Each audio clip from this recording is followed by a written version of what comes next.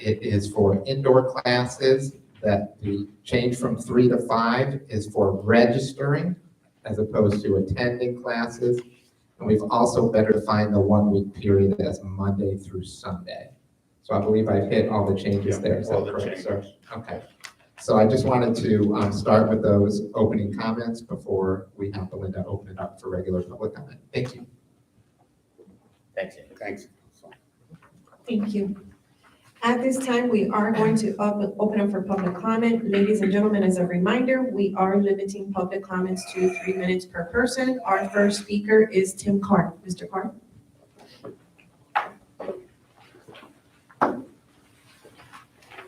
Good morning. My name is Tim Carr, 110 Balazza Court. I'm here on behalf of 11 residents in my neighborhood. I left a copy of a letter at each of your desks today. If you want me to read the letter out loud, fine. Otherwise, I believe everything I said in the letter is why I'm here. The areas behind our homes have been unmaintained for at least 4 years running.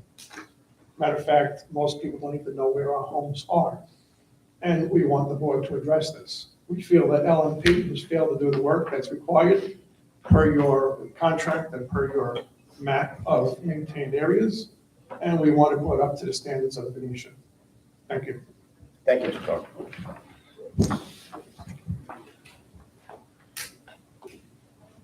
Thank you. Our next speaker is John Thackeray. Mr. Thackeray. I'm here for I have two comments to make. Number one, I would implore the board to vote against the proposed tennis changes that are being offered up today in this public hearing. And secondly, my second comment is this. We have here a fitness facility in this building, a place to go and work out if you so have a mind to. We have a recreation pool, a place to go and swim and relax. We also have a tennis facility, but it's no longer a place to go and play tennis. It's a club. By every measure, it's a club. There are events, there's tournaments, there's matches, there's games, and even now it looks like the social side of it with this upcoming trip to Sarasota. So I would say we have a club here by any measure, except one. There is no dues for this club. To give you an idea, it's my understanding that there are about 225 tennis players. That's a little bit south of 10% of the total population of this community. Why should the 90% who don't play pay for the entertainment of those who do play? I did a little research. Here's a story about, here's a comparison of other clubs in the area, what they do with their tennis. Plantation Golf and Country Club. Initiation fee is $2,500, $260 a month to play. Boca Real down in South Venice, $2,000 initiation fee, $90 a month to play. Venice Golf and Country Club, I don't know where they come with this number, but it's $8,122 per year to play. Rosedale up in Lakewood Ranch, initiation fee is $2,000, annual dues are $2,650. And here's the granddaddy of them all. Lakewood Ranch and Country Club, initiation fee $12,200, monthly fee $500. I think we need to reassess where what's going on up the tennis area, club, if you will, call it association, call it society. But it's not fair to me that those of us who play golf and pay dearly for it have to subsidize those who play tennis. That's my 2 cents. Anybody else feel that same way? That's the Oh. problem. That's the problem. Thank you, John.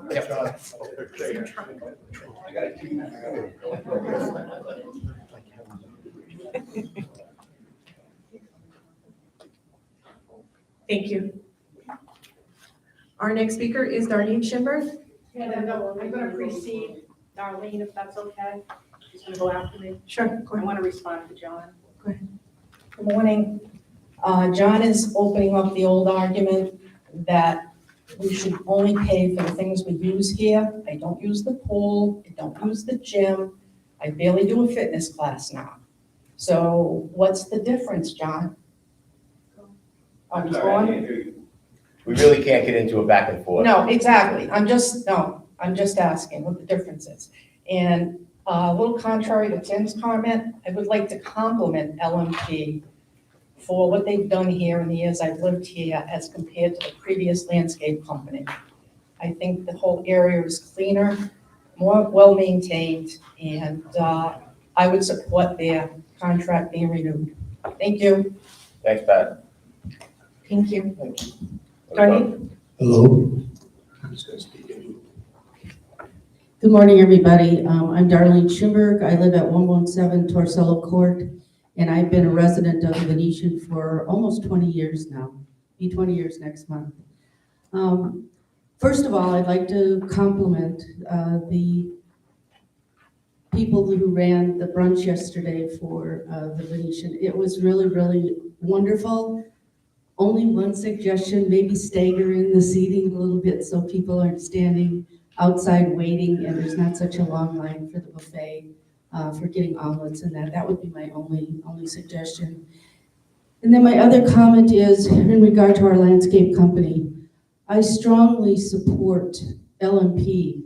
Having lived here as long as I have seen landscaping companies come and go. And these particular people are so devoted to the Venetian and have given us such a great response to what had happened with Ian. And just, if you look at the facility, it's maintained, it's clean, they're doing everything they can to support what we need done and have done that since they've had our contract. So my feeling is that why take on the unknown? Anybody can get reviews, but frankly, I like what I see, and I hope that we will continue to support this company. Thank you. Thank you, Darlene. Thank you. Our next speaker is Don Schuster.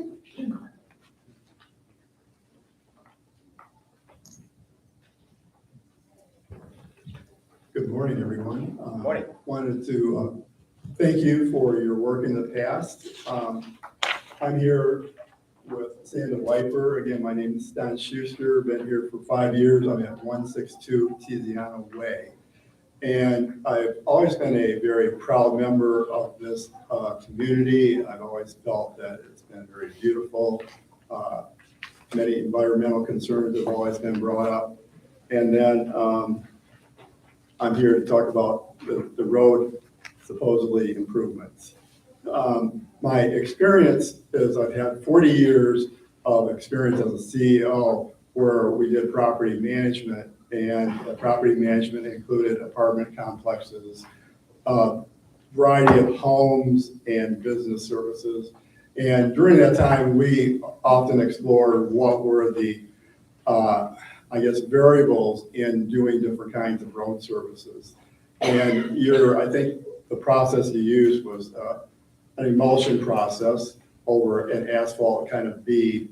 And we explored that, and for what we felt, the engineers and our staff who were responsible for it felt that was a bad choice because of how it impacted the environment.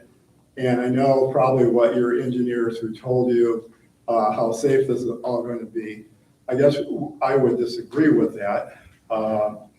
And also the mess that it kind of gave to most driveways, not every driveway here, probably some of yours, if not all of yours, as well as some of the water side of the road where that's all concrete, that's all kind of a mess. And then if you look at all the little beads, hundreds of thousands in our neighborhood went down the drain every time the sprinklers went off. So now they're in our water system and in our ponds. So I'm not sure if you consider that. And then we spoke with the supervisor of the company who said that all that was supposed to be picked up originally because the machine was supposed to sweep it and then vacuum it up.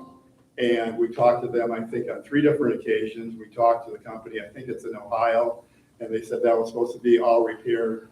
I don't think it was ever repaired. They brought in a sweeper that was not the correct sweeper for the project at hand. So I'm not sure if you're aware of that.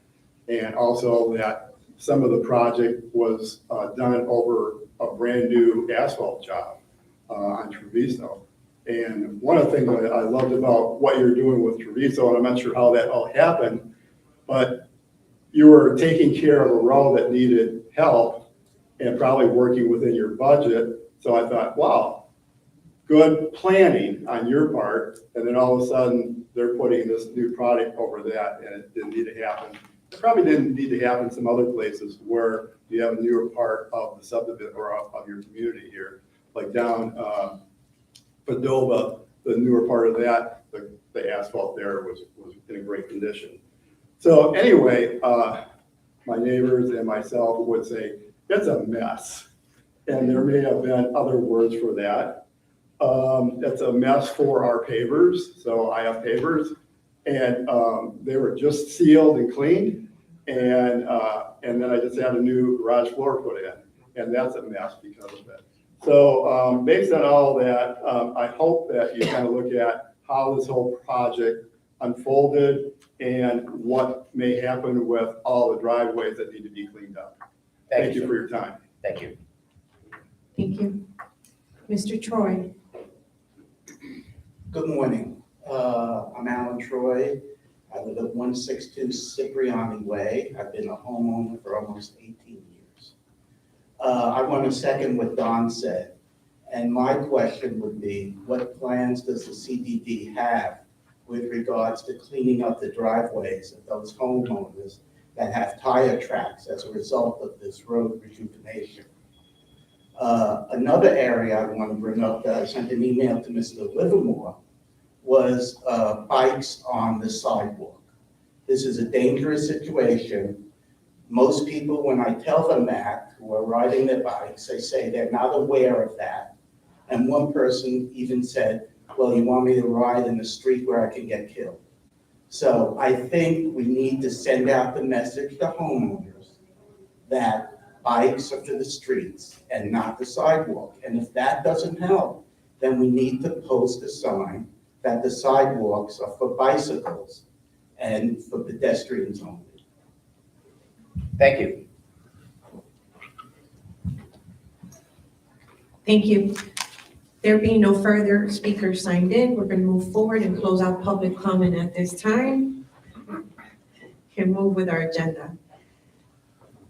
The next item on the agenda are the staff reports. Amy, do you have anything to report? Did I? Oh, okay, Rick, I'm sorry. Go ahead. Okay, as everybody knows, the asphalt rejuvenation was completed. We did have a number of complaints. I did reach out to the vendor. He will come up with a plan to come back to treat whatever needs to be done. He did say that if you're just on the pavers, it will wear off in just a few rainfall events. So that shouldn't be a major issue. Now, getting into the garage, that's what he's going to have to come back to and take care of. But he will take care of whatever needs to be done. When they were out there, they were trying their best to educate the motorists, tell them that, if you drive on that, make sure you go slow. And they were trying to tell the people, you pull in your driveway is okay. Don't go in your garage. But they probably couldn't tell everybody that. So, but they will come back and take care of what needs to be done. Also wanted to mention Padova. They did that road also. And I was out there the first day they were here to watch the process. I had the map, showed them that, and then David Moy calls me the next day, says, Rick, you realize they're doing Padova. I reached out to them. I said, hey guys, this wasn't on the map. And they said, we're doing all these side streets. We wanted to do that. We are not going to bill you for any of that. That's a pretty good amount there. But he said, we're not billing you. So the plan for us to mill and overlay, we could potentially delay that now a year to we're waiting to see what's going to happen with that. The sweeper, they have their own sweeper that they do, they operate. It broke, they fixed it right away, it broke again, they had to send it off. So they did have to go out to a third-party vendor to sweep, and they were sweeping way too fast, material was flying everywhere. A lot of complaints with that, so we had to call them. They did get some blowers for the crew to blow the stuff back out into the road where it could be swept up. But that was one of the issues with that. The gentleman that mentioned about treating the roads that were done, it's been almost 2 years ago now. They highly recommend you treat roads that are freshly paved within the first 3 years. They said that is probably the best thing you could do to help prolong the life of them. So I just wanted to mention that.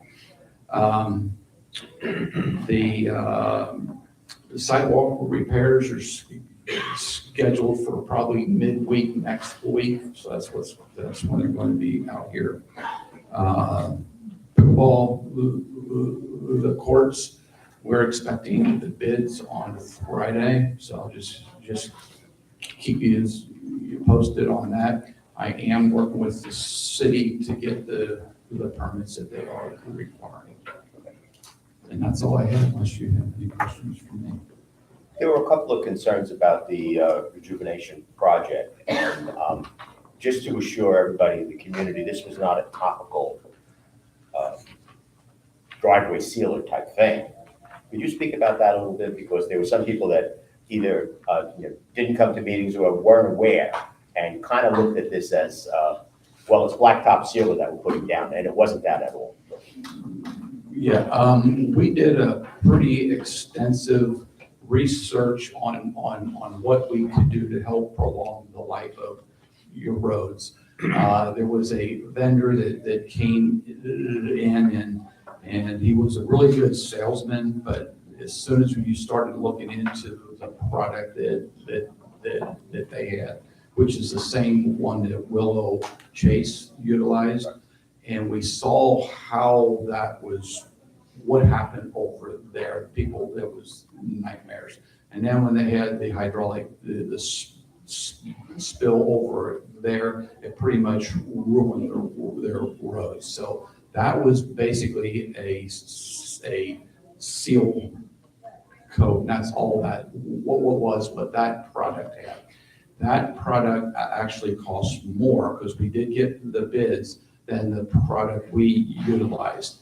This product, it is the glue that comes within the asphalt, the mix. So if you're going to do new roadways, the glue that is inside that is the product that they sprayed. And it does go in, it penetrates, it rejuvenates down to probably 3/8 of the inch, maybe half the inch.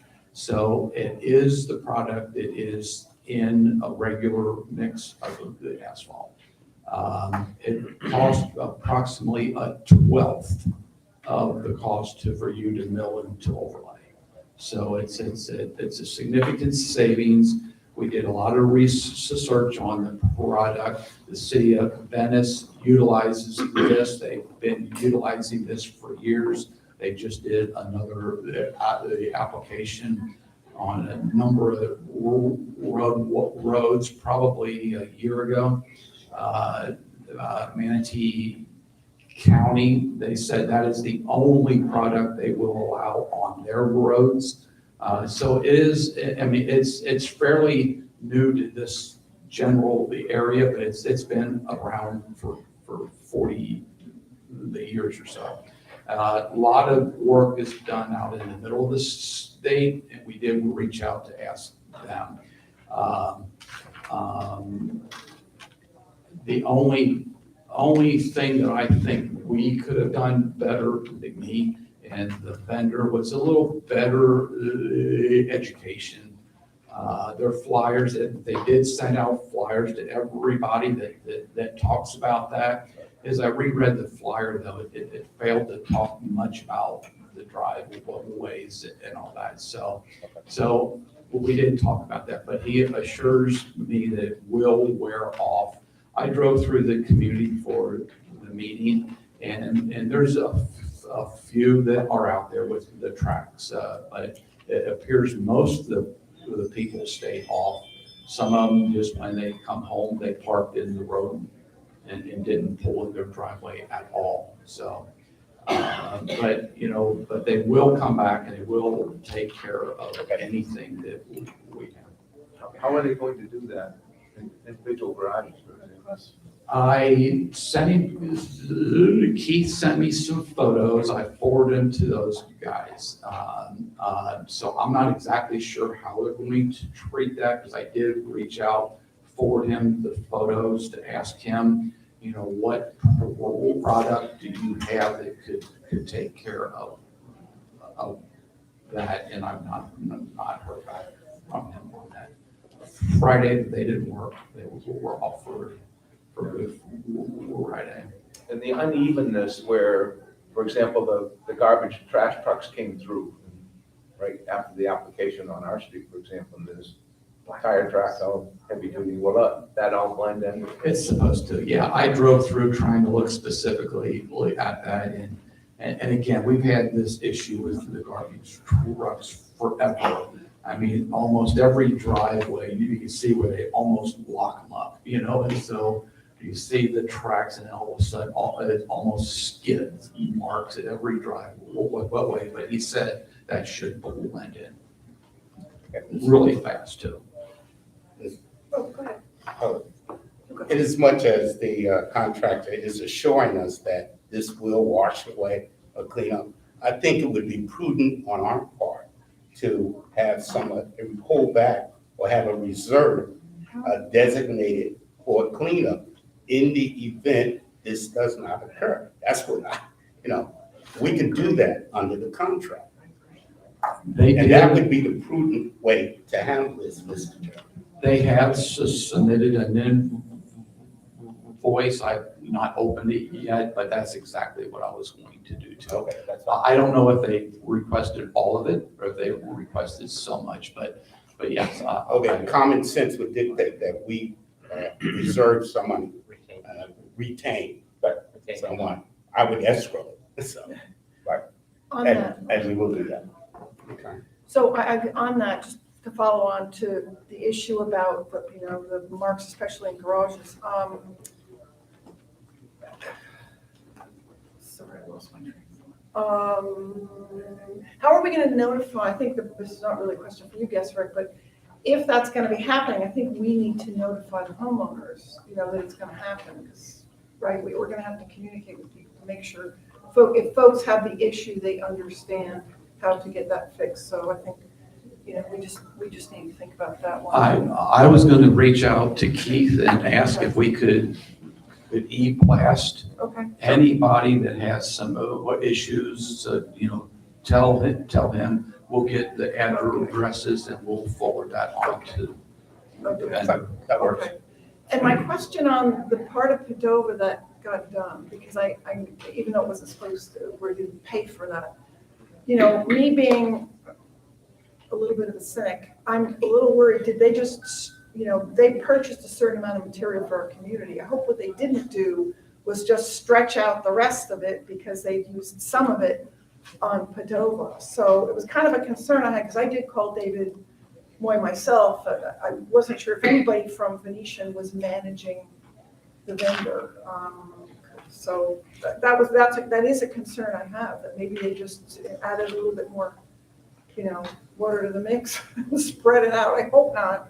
No, they have, they fill their truck up, and they did this all throughout the process. They would send another truck full of the liquid and then refill it, send it up and back. So his more concern with that, because he was doing all the side streets and the traffic driving and the tracks and the visual. So he said, you know what, we're just going to pull it all, because we were going to do the phase 5 part and then bring it back, because there's a good seam where you could see, because that pavement was done probably 4 or 5 years ago, and it was a good, clean line, and I was out there with them, and I said, here. So they knew, and then I get the call that they did it all, and so I reached out and said, well, we didn't want to just leave that. We wanted to make it uniform. Okay. Okay.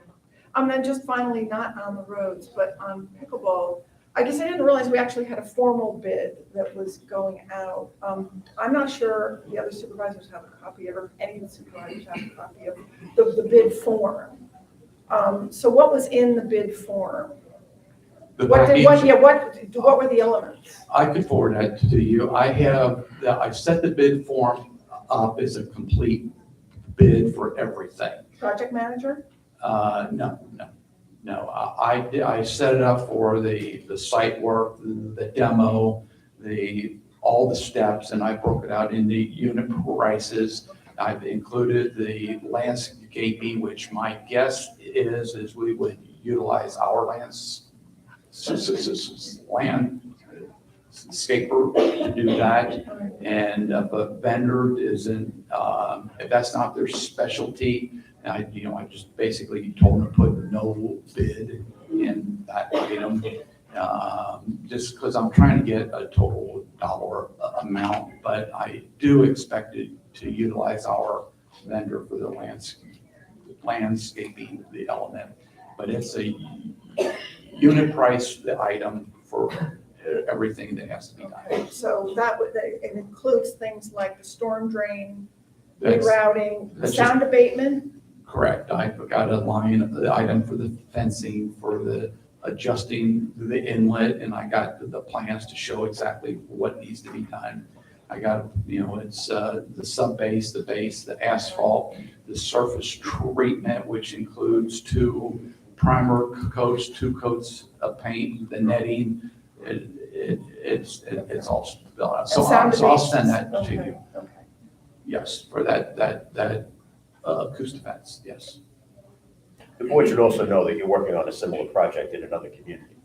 So it's not like with a test case. You're working with, I forget which one it was, but because we've spoken about this a number of times. So there's a vendor that he's working with that's doing a very nice job. Actually, 2 other communities right in the middle of the same type of effort. Rick, how many did you send out to, how many vendors did you send out? 6. Now, how many I'm gonna get back, I don't know. On the previous job, the one at Rayhawk, I had vendors and I reached out to them and they were at least 12 months out. So some of them just didn't want to respond because they were that far out. So I'm hopeful that I'll get a little bit more. Welch Tennis, which I believe does a lot of work with you guys. On the Greyhawk, they said we're too busy, but on this one, because they're working here, they are going to with this one. So.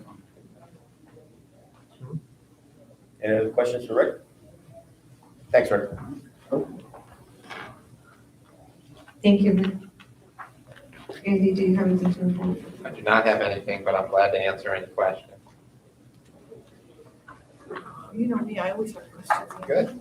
Just a quickie, you and I talked about, there's been discussion about,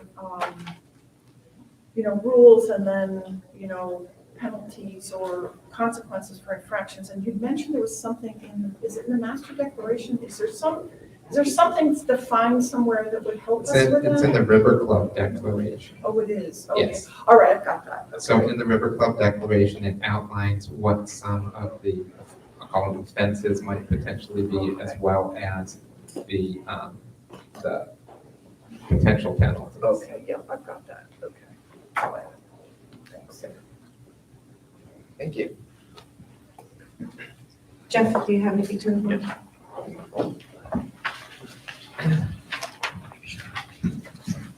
Good morning.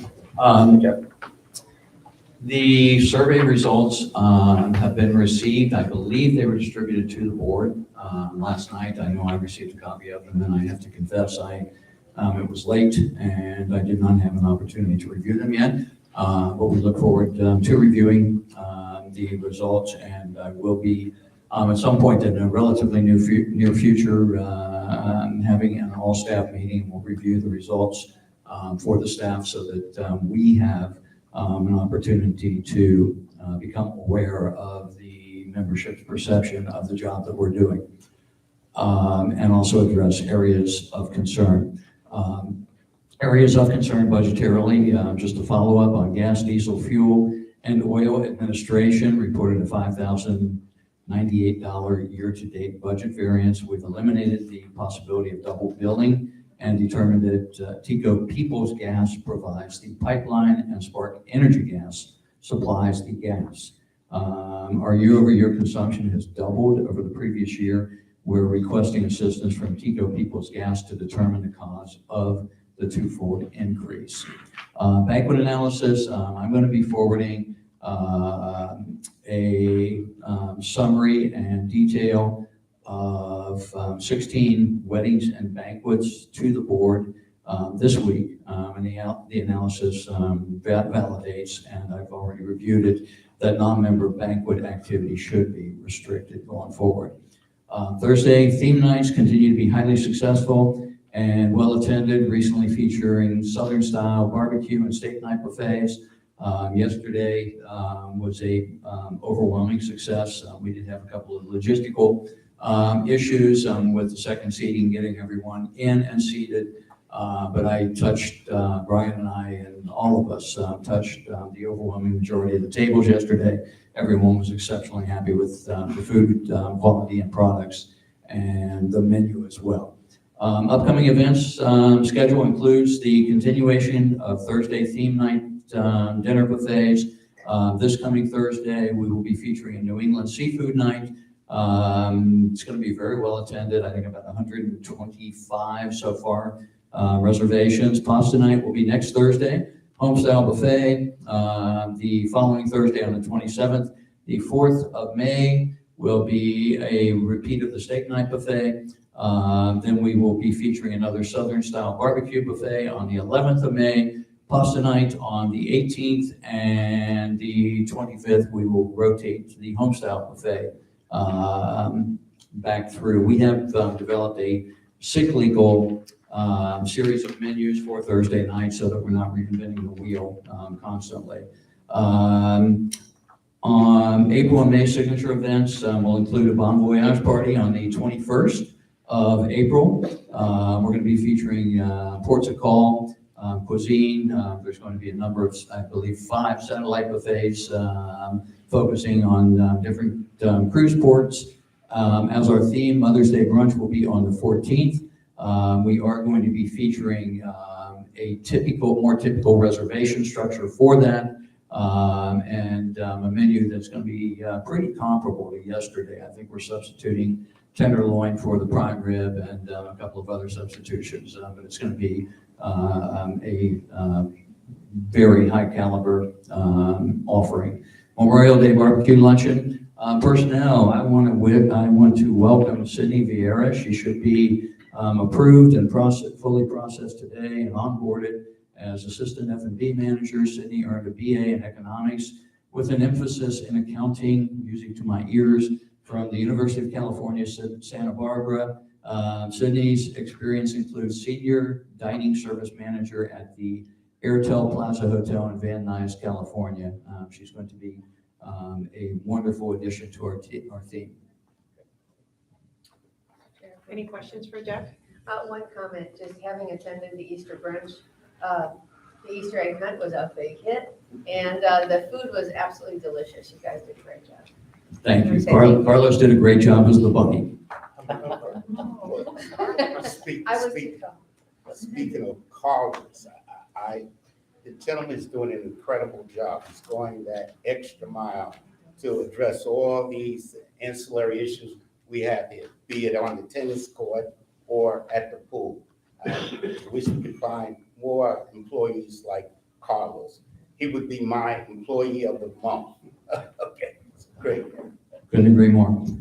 Yes, sir. Jeff, on the banquet analysis, I mean, your conclusion is non-member banquet activity should be restricted.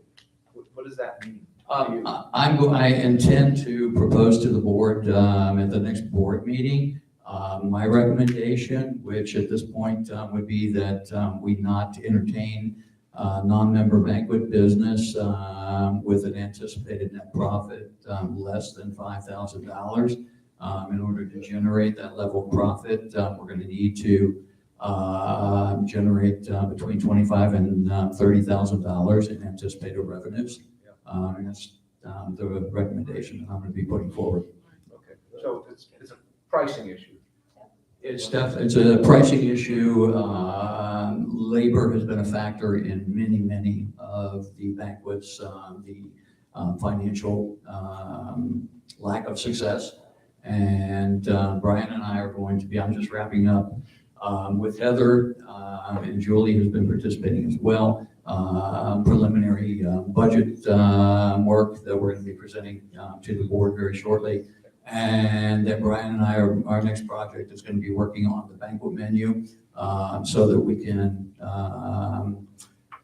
create appropriate price points and selling prices for the upcoming banquets.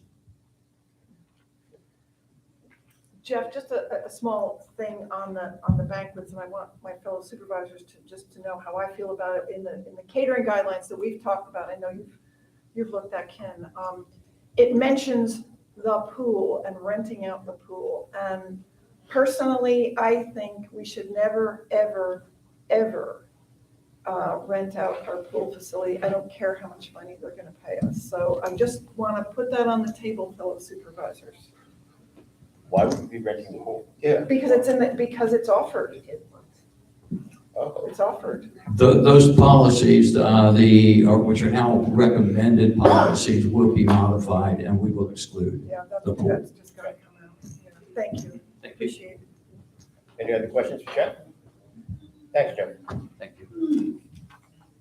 Keith, do you have anything to report? Not really, no.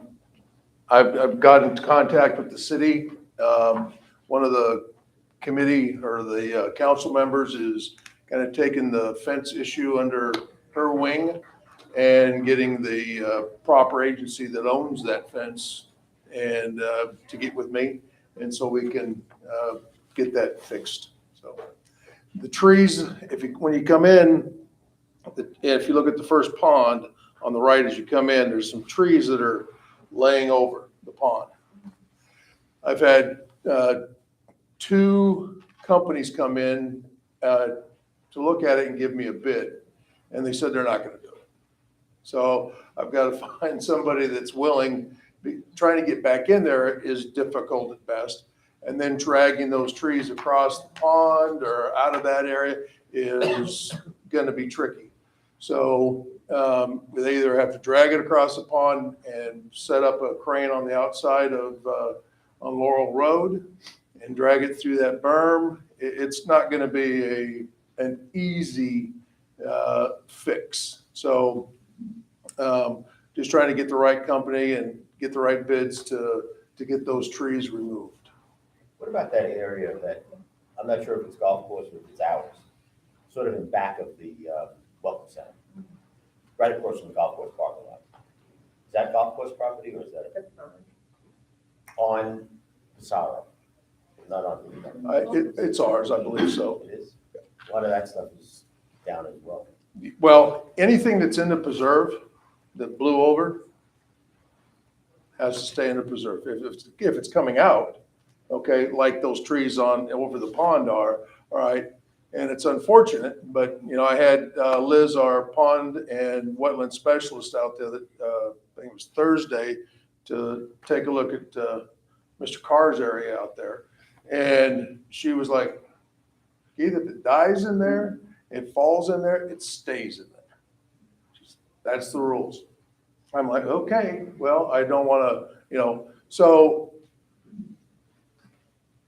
I understand some of it looks, it'll sink down and the green will come back and those type of things, but the expense of going into each one of these wetlands is going to be huge. It's going to be just trying to get these trees off of that pond because it doesn't look good, but trying to get someone to chainsaw them out and drag them across is Not easy. not easy. Have you investigated the property that Mr. Carr has referred to? Many times. And I've had John Tuborg out there. I've had both Johns out there. I've had the our wetland specialist, she was out there. All right. I've had the engineers looked at it. Even Liz even wrote an update about what she saw there. So, yes, we've been out there quite a few times. And as a result, has there been a determination as to what action to take? Or is it our responsibility? I can answer that. We also requested for LMP additional work needs to be done. I've placed a proposal I received on Thursday from LMP before the board for review. It's about $5,000, some additional work that's needed back there, stump removals, but that does not address the issue of the appearance of the wetland back there. Typically, when trees die or they're affected by a hurricane, you let them die and they fall back into the conservation tract. They become a source of food and nutrients for whatever wildlife lives within. My question was more, does the vegetation, is it growing out of the conservation line? Meaning, is it encroaching outward where we would have the right to trim native material if that were the case? So I think Rick does need to review the boundary there to see if what the boundary exactly is, where the conservation tract starts, and that way we have a better idea of what's encroaching outward. I don't necessarily agree with the comment that you can't trim back, because I've done trim backs in several locations when needed, especially when it's encroaching. Trim back does not necessarily mean that you're going to remove, it just means that you're going to trim back to the conservation line. So I think that Rick needs to review that area and give us an idea of where the boundary starts, so that we have a better understanding. On the ornamental grasses side, this is not something new. If the board would recall, this is something that has been ongoing for years. At some point, there was discussion about those grasses, and I'm talking back to Kareem's time when Kareem was the field manager, because it is unsightly. Those grasses are trimmed back. LMP does what they can, but let's face it, they still look like dried weeds at some point, especially during the dry season. John, I don't know if you want to give a little bit of. Yeah, there has been a lot of back and forth conversation for quite a long time about and I think we've even started it in some areas. I don't know if it's from the landscape committee or who, but converting a lot of the ornamental grass pond banks, mostly, I believe, into like St. Augustine and getting rid of those, just because they are failing. And they are muley grasses, and during the droughts is when you're gonna see them begin to fail. Also, I did speak with Rick regarding the area there at Treviso, and it's kind of a combination of 3 separate wetlands surrounded by on average, a 25-foot wetland buffer around each one of them. In between all those wetlands is actually considered a wetland mitigation area. That's not part of the actual wetland, but it is a wetland mitigation area, which is like if we impacted a wetland that was right here to build this river club, you've got to mitigate that in other areas and make up for it. And that's what the area in that whole surrounding those 3 wetlands are. But yeah, Belinda was correct that, and that boundary, it's hard to tell, of course, when you're out there standing where that actual boundary is. So what's the first thing we need to do? Find out where the boundary is? Yes, before we do anything? I believe so, yeah. Okay. Because For the wetland portion, correct? Yeah. But for the LMP portion, I think, I know the proposal seems a little high, but it is work that is needed to be done. So I would suggest and recommend to the board, unless you want us to go out and get another vendor to do the work, to start with the LMP process, then have Rick come out, review the boundary, give us an idea of where the boundary is, and then we call in Solitude for a meeting and get proposals to have a trim back done. It doesn't necessarily have to be Solitude. There are other vendors that can do the work as well. And then eventually we'll have to discuss whether or not a buffer is required in that area. If it is a requirement and it's not there, then we can discuss having someone provide us with estimates for a buffer planting, which you can really do a buffer planting with any vendor, but you'll have to discuss irrigation and what type of plantings are best for that buffer. So it's your recommendation that we get step one done? I would do step one in the interim. I really cannot say, I can't agree that the area has been neglected. I think after the hurricane, there's been so much, and there's been so much work to be done. LMP's focus has been obviously on, hurricane recovery. And this area, we do need to recognize that this area has always been an issue because of the type of plantings back there. Prior to the hurricane? Prior to the hurricane. Well, with that said then, do we need a motion on this? It's a little over my spending limit, but. do we It need a is, we would just need a motion to I'll make a approve motion that moving we forward, accept. directing staff to, move forward with, identifying the property boundary for the wetlands. Right. And then engage with the district engineer along with the prospective vendors to identify what we can do in that area if a native trim back is needed and a buffer. Okay, I'll make That's that a motion. lot. And Second. approve the Antlers.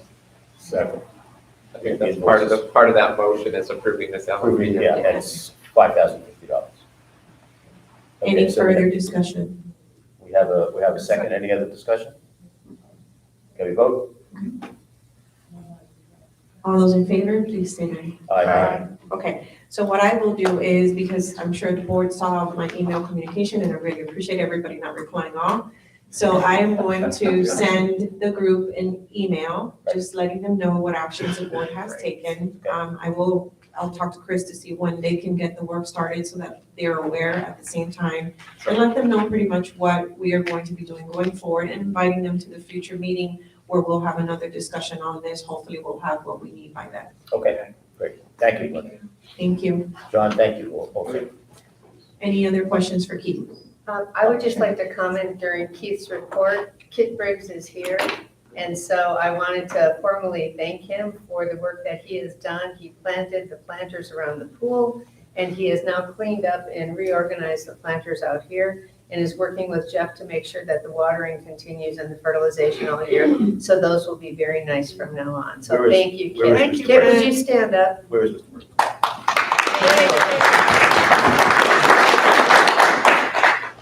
Of course, I have a question about the front door. Is today the day? I'm gonna have, Miles has been, every time that they get a time frame, that Megador, I think that's their name, emails Miles back and says, we can't make it today. We can't make it today.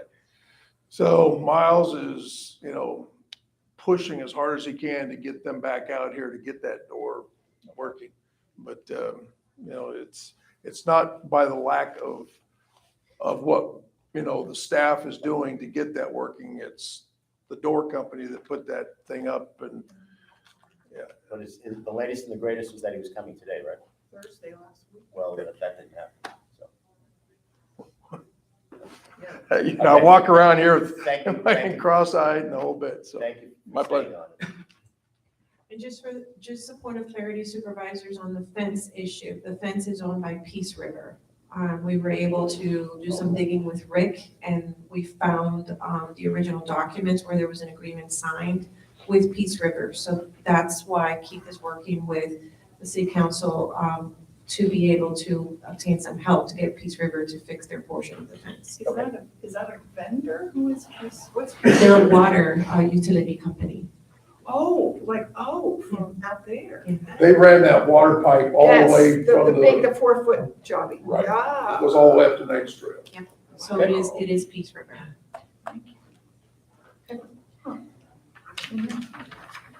On my end, supervisors, I want to hold off on my report till we get to the O&M discussion, because I have several items. If the board is okay with that, we can just move forward with the agenda. So we go to landscape? Yes, I think we're ready. Before we move on to the question and answer session with the vendors, does anybody need a break? Yeah. Do we want to take a 10-minute break before we get started? Sure. Okay, so we're going to take a 10-minute break and go off the record at 10:24 a.m.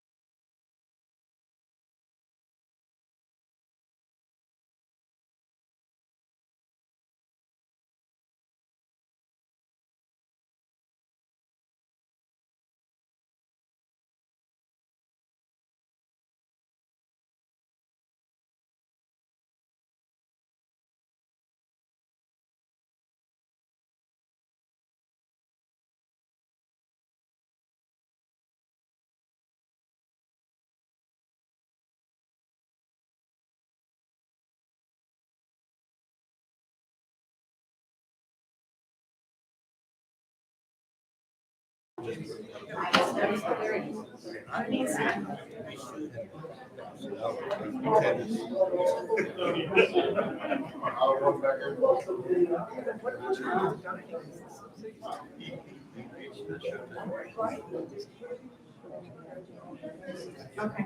Ladies and gentlemen, if you could take your seats, we're about to get started again.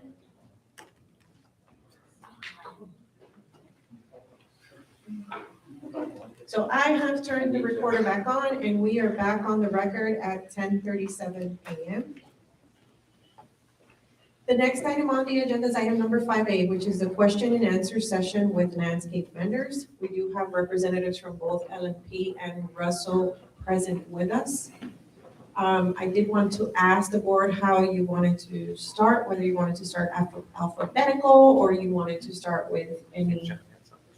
Okay, any vendor in particular? John, do you have anything you want to? I was just gonna state, for the record, just again, I don't want to take up any more of the board's time, but just, if you recall the previous meeting, we did evaluate the 4 vendors who provided bids. The board of supervisors did rank landscape maintenance professionals first with a total of 454.55 points. And then Russell Landscape second with a total of 391.75 points. And we then invited both back for a presentation or question and answer. That's.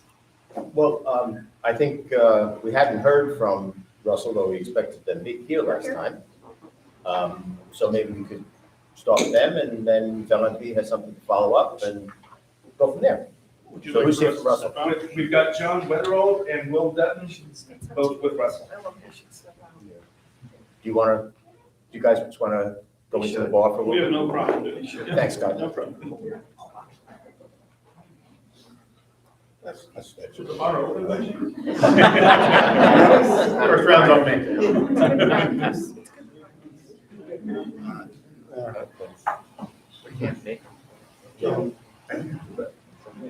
Good morning, everyone. Morning. Thank you for having us. I apologize for our absence at the previous meeting. We've been aware that our presence was requested. We certainly would have been here. So I apologize. We got our wires crossed, but we are here now. So you didn't know that you were supposed to be here? I did not. That you were invited? I did not. Okay. So is there any questions you'd like to ask us? Would you like me to introduce the company? How would you like us to go? Introduce the company. Tell us about yourself. Sure, yeah. My name is John Weatherall. I manage business development for Russell Landscape. This is Will Dutton here. He's our regional manager for Central Florida.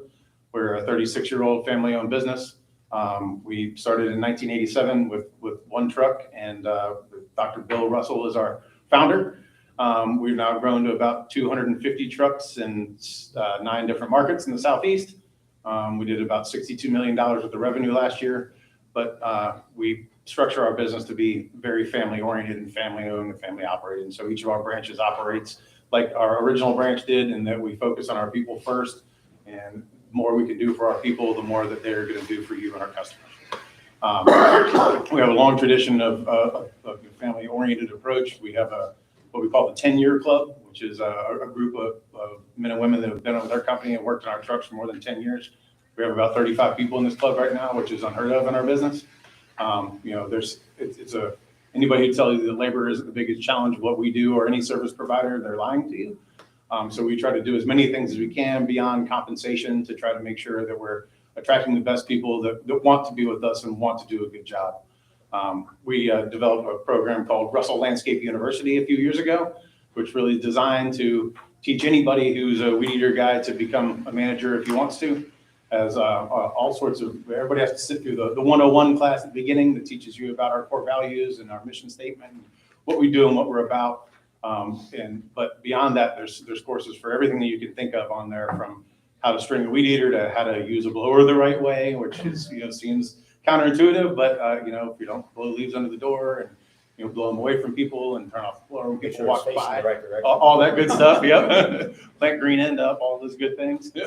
But there's also classes on there for how to run your household budget and how to learn Excel and how to do other things that help you in your personal life. And so we found that those things are all really go into the end product that we put out, which is supposed to make sure that it's the best thing for everybody, both on our team and for you guys. And so that's really our focus. And the more that we do that, the more that we train our people, the better our product's gonna be, the better our, product for you is gonna be, and the more happy people we're gonna have. Now, you're based in Ruskin, right? Right. About 50 miles away from here. That is correct. So let's say you were the successful bidder, what are you gonna do? We'll start looking for a shop closer to here, but we're prepared to operate successfully from Ruskin as well. The way that we build all of our estimates is that we will have an estimator come out here. You may have seen him out here. He's out here for several days, measuring everything that's quantifiable in the landscape. So he took the map that was provided to us, looked at every individual area, measured everything that's quantifiable in there. I could pull up our estimate and say, hey, we're gonna measure, or we're gonna mow 100,000 square feet with a 48-inch mower. We're gonna mow 50,000 square feet with a 21-inch mower, and you've got 10 miles of hardline edging. We know we need to do that every week. It takes an hour to do it every time. And so at the end of the day, we're quantifying all these things in the landscape. So we know that there's X number of annual hours it takes to manage your landscape, and that times our hourly rate equals your cost. And so we try to make managing a living thing as scientific as possible based on the industry standards and what we know about what Mother Nature typically does. We always know that there's gonna be a curveball. So we build in some extra time to manage that too. So we're not sending a whole bunch of proposals for every little thing, but our proposals are built to deliver everything that we know needs to happen yearly to make sure that you have the landscape that you expect. Oh, good question. Recently, the board enacted a affirmative action initiative. Mm-hmm. Okay. To promote diversity for minorities, women, and people with disability. Mm-hmm. Do you have an affirmative action? We do. We try to incorporate anybody that's in the community that would like to work with us. We have outreach programs to veterans programs, municipal programs, musician programs, and anybody out there that we, excuse me. Do you have a written or a plan? I noticed, I went through your brochure here, and you had everything else, but do you have an actual affirmative action plan that has been adopted by management there? You guys are a big company. We are. So you don't have? I could not put my hand on it right now. We have a very large manual. It may be in there. Now, I note that you plan to assign 3 people. Yes, sir. For our community, and they would work 4 days a week. Is that correct? Correct. And you think that will suffice? We do. A community of this magnitude? We do. That does not include any of our support services or any of the other folks that are out there. And you are in Ruskin, which is about 50 miles away. Yes, sir. And we have almost daily problems as it relates to landscaping issues here. You could address those problems in a immediate fashion? We can. One of the things that we've incorporated for communities at your size is an online web portal where anybody who would like to have a comment can shoot it into that portal. It's then managed by our administrator in our office, put into a spreadsheet. We meet with you or your manager once a week, review all these actions that have come in with the appropriate responses that have come to them, make sure that everything is taken care of within a timely fashion. We expect there will be a response to all of those within 24 hours. Sometimes that response might just be, I heard you, and we'll come take a look at what the problem is. But by keeping track of that and categorizing all those things, we can see trends that are appearing. We make sure that nothing falls through the cracks and everybody is heard and taken care of. Anybody? Go ahead. So are you saying, I just want to be clear, are you going to establish a shop here in Venice to take care of this property? Yes. You are. If we're awarded this, we will immediately begin looking for that. We are prepared to service the community from our shop in Ruskin currently until we can secure that place. Okay. And will you have a dedicated supervisor here as well? Yes. But I believe Mr. Duffy, you're the supervisor in the Tampa area. I'm actually the regional manager for Okay. Central Florida, but we already have what we call an account manager. So you'll have a couple of layers. You'll have an account manager, and then under him, he'll have operations manager, and he'll deal with the team. So you'll have a team of 3 that we're suggesting as far as the maintenance portion of it. And they'll have a supervisor, which we label as a production manager, operations manager, and then they'll report to the account manager reports to the branch manager. And I wanted to address the gentleman's question on diversity. Our branch is made up right now of 50% female that we operate now. Out of the 50%, there are 65% Hispanic, and then it splits the rest with the American, and in that, it splits it down the middle with that culture of white and black. And we do have in our branch alone, we do also have people that are emotionally, physically, and mentally challenged as well. I agree with John. I can't put my hand on it. So you know, we have a core value standard that we live by, and I've had the honor 8 years ago helping sitting on the team for a year to come up with it. And our first one is faith and family, and we live and breathe that. I just wanted to touch on that, so you know you can be comfortable with us. I personally opened the Ruskin branch 4 years ago in May. Me and my family moved down here to get into this market. It's been a market that I've devoted myself to and continue to do that.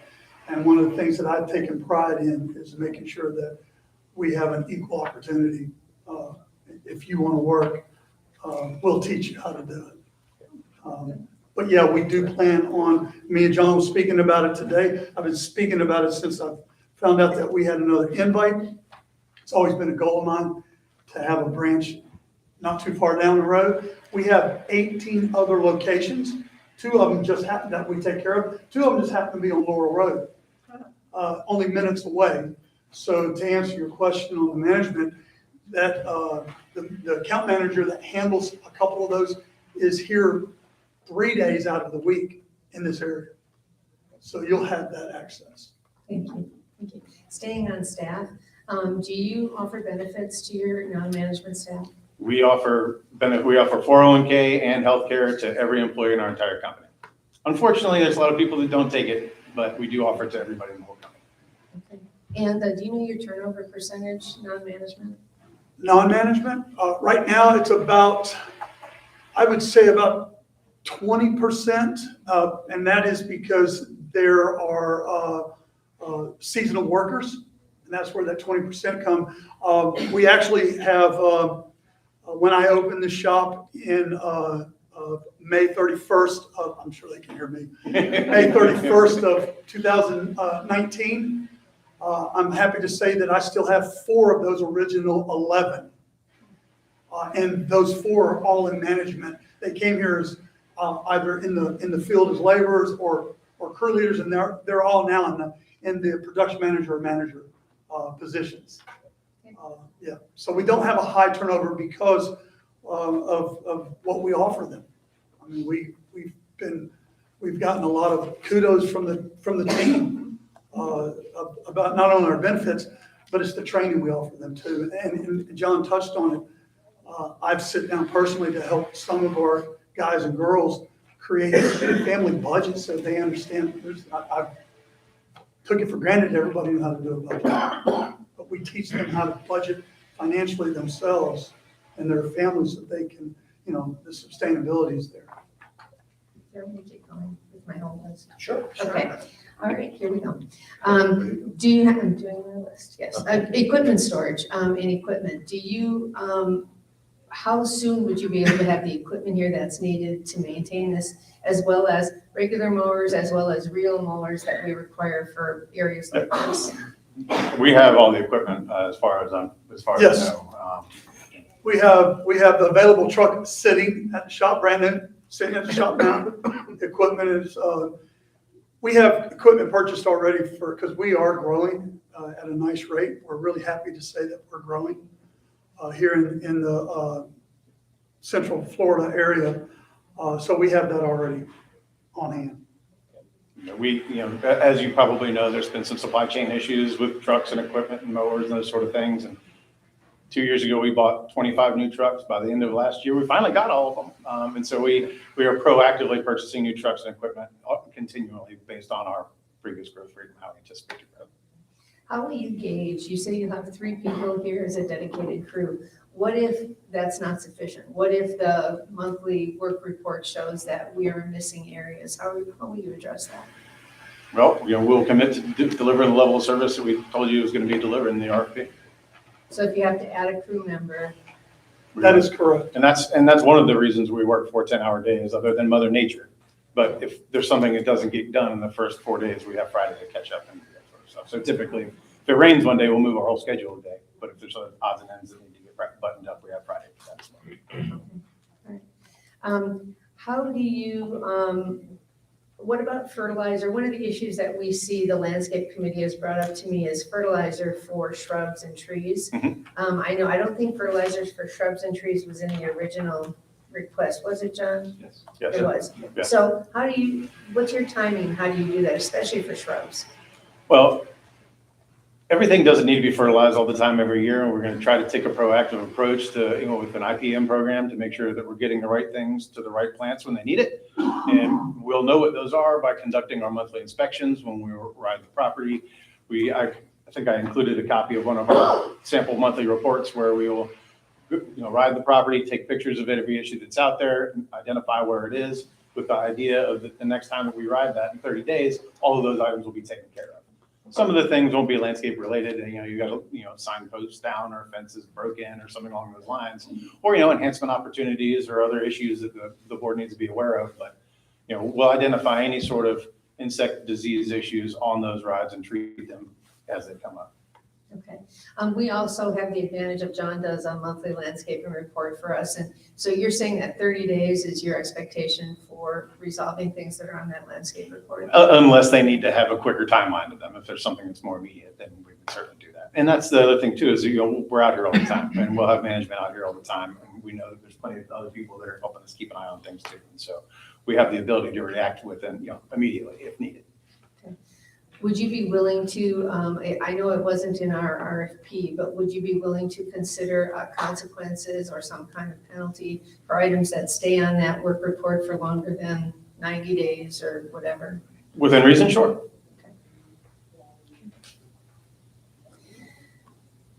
Can you just tell me, I know as you're growing and you have new contracts, not everything goes perfectly according to plan. Can you give me an example of something that hasn't gone well and how you've addressed it? Sure. We're managing a living thing, and we're in a people business, and stuff is not going to go the way you plan for it all the time. And we will assuredly screw things up, but I feel like we recover well. And so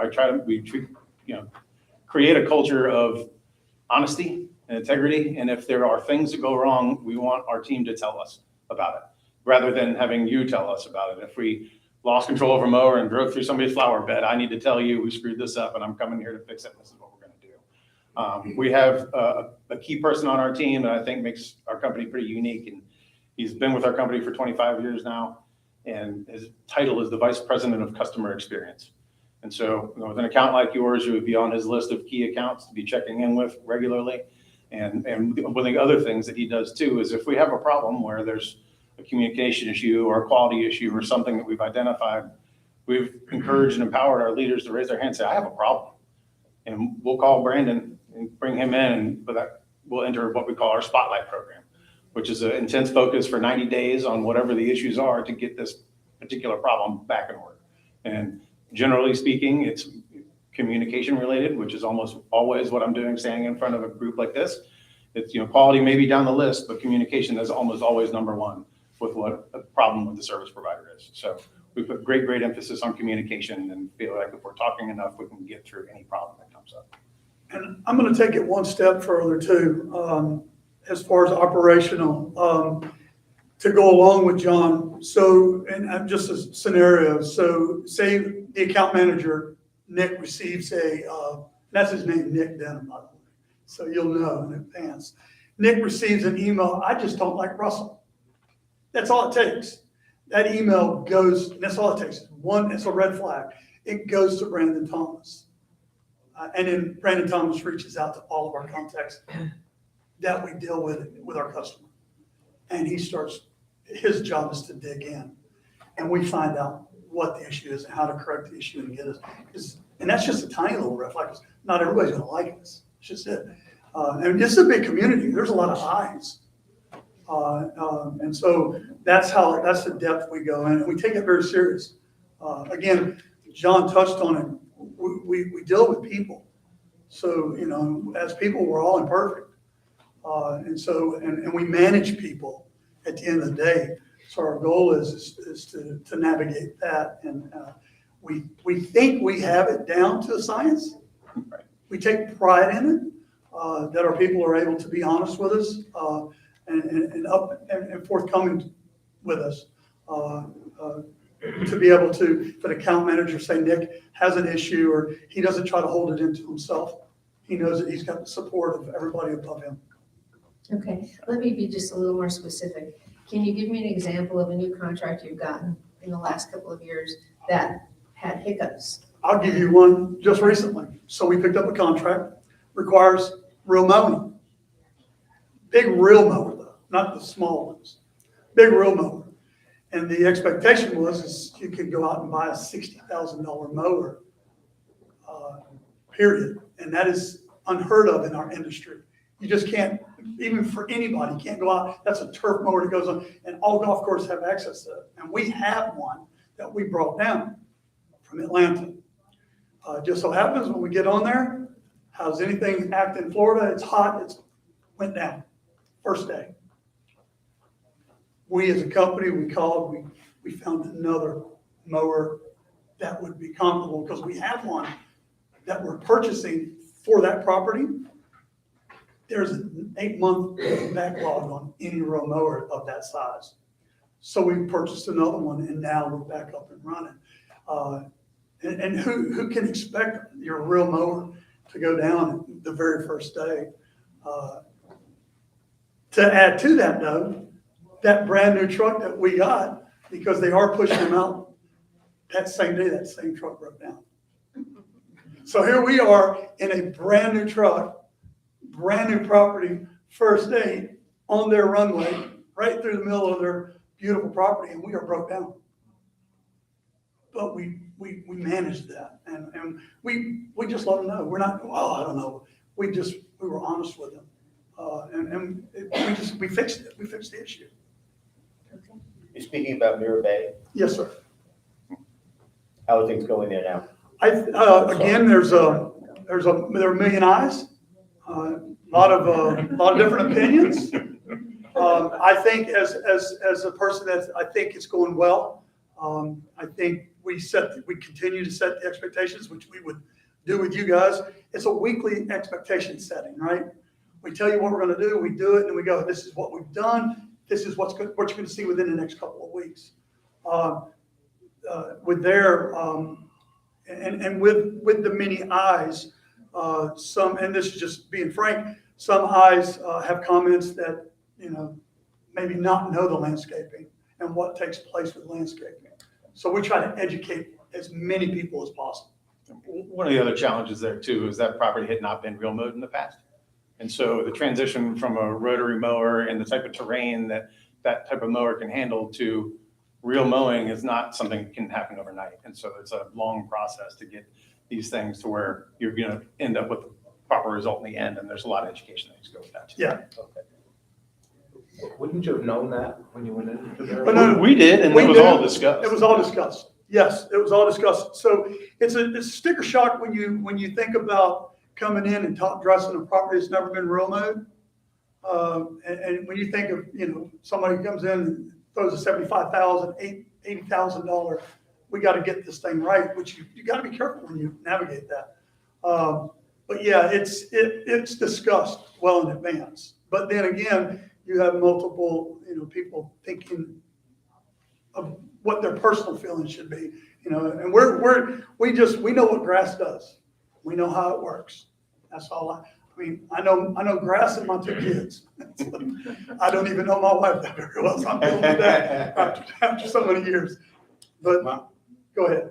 In Myra Bay, do you feel a sufficient amount of staff there? Mm-hmm. We do. How many do you have, individuals daily? Daily, we have 4 that sit on that property, 4 people. There we don't do any pruning though. There's no plant, it's just turf. All we do is the mowing. We don't have any pruning or anything. It's just the maintenance. We don't do any beds, any seasonal color, no palms. We just mow.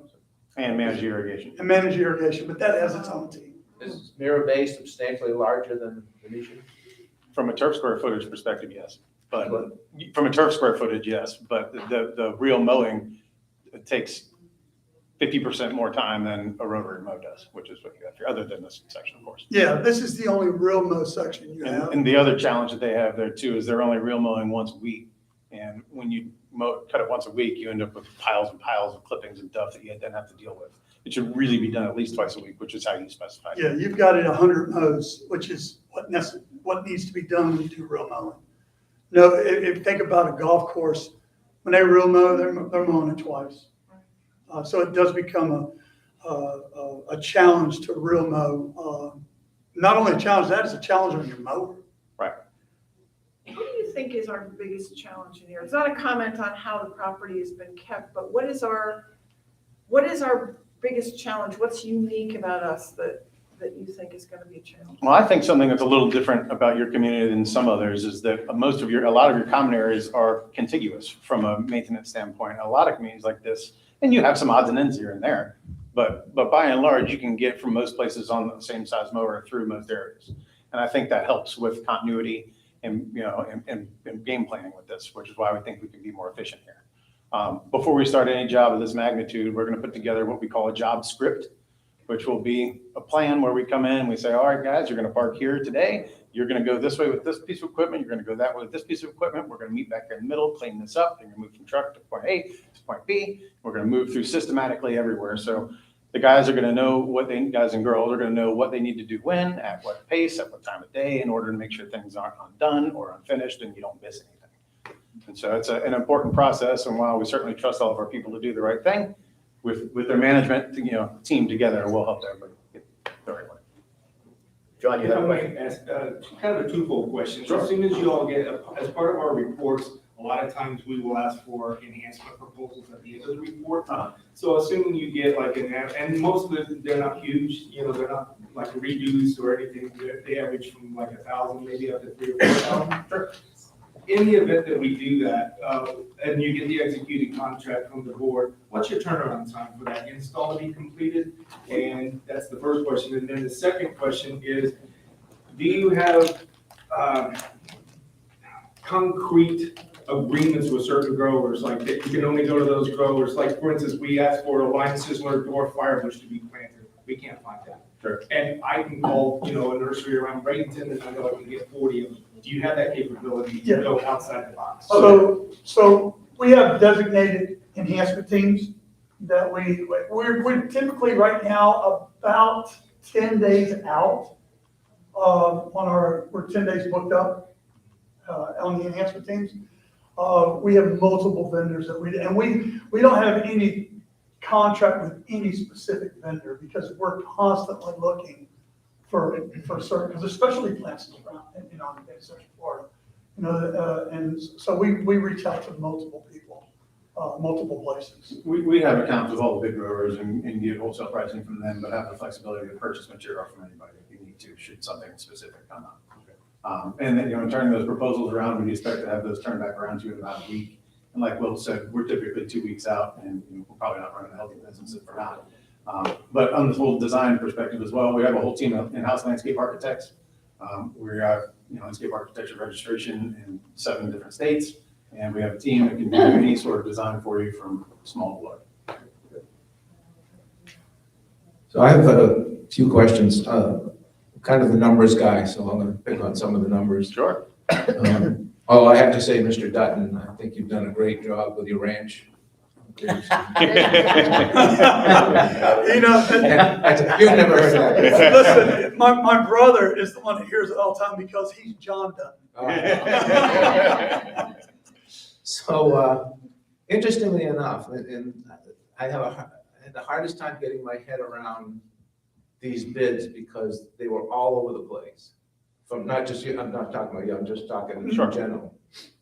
So trying to understand how somebody can be, 100% higher than somebody else for doing the same job. And I know you said you in your description, you came in and did a lot of measurements. So I figured you know the square footage of what needs to be mowed, what needs to be mulched, what needs to be trimmed. We do. And yet the numbers are still dramatically different in some cases. Your total bid is very similar to others, but you got there in a very different way.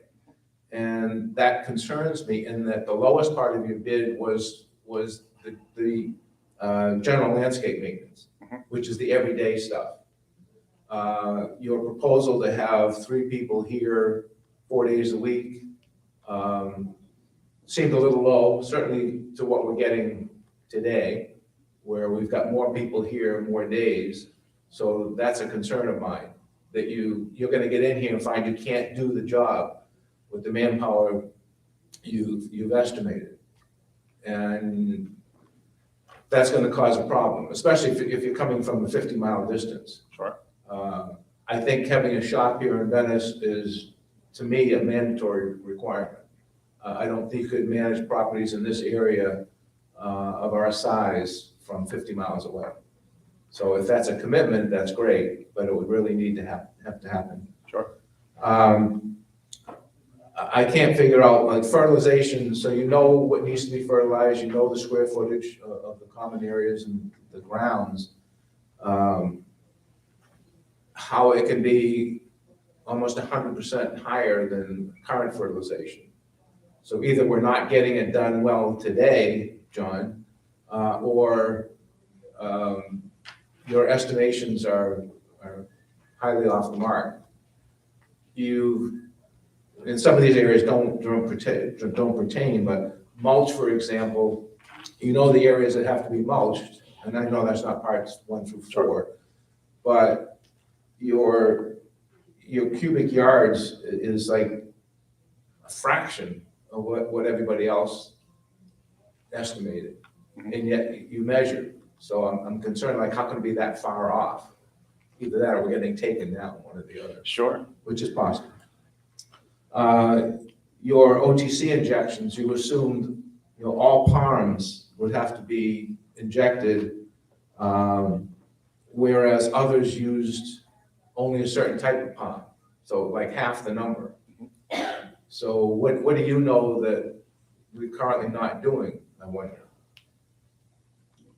It's not that we know anything more. I will touch on this because this has always been a thorn in my tail as well.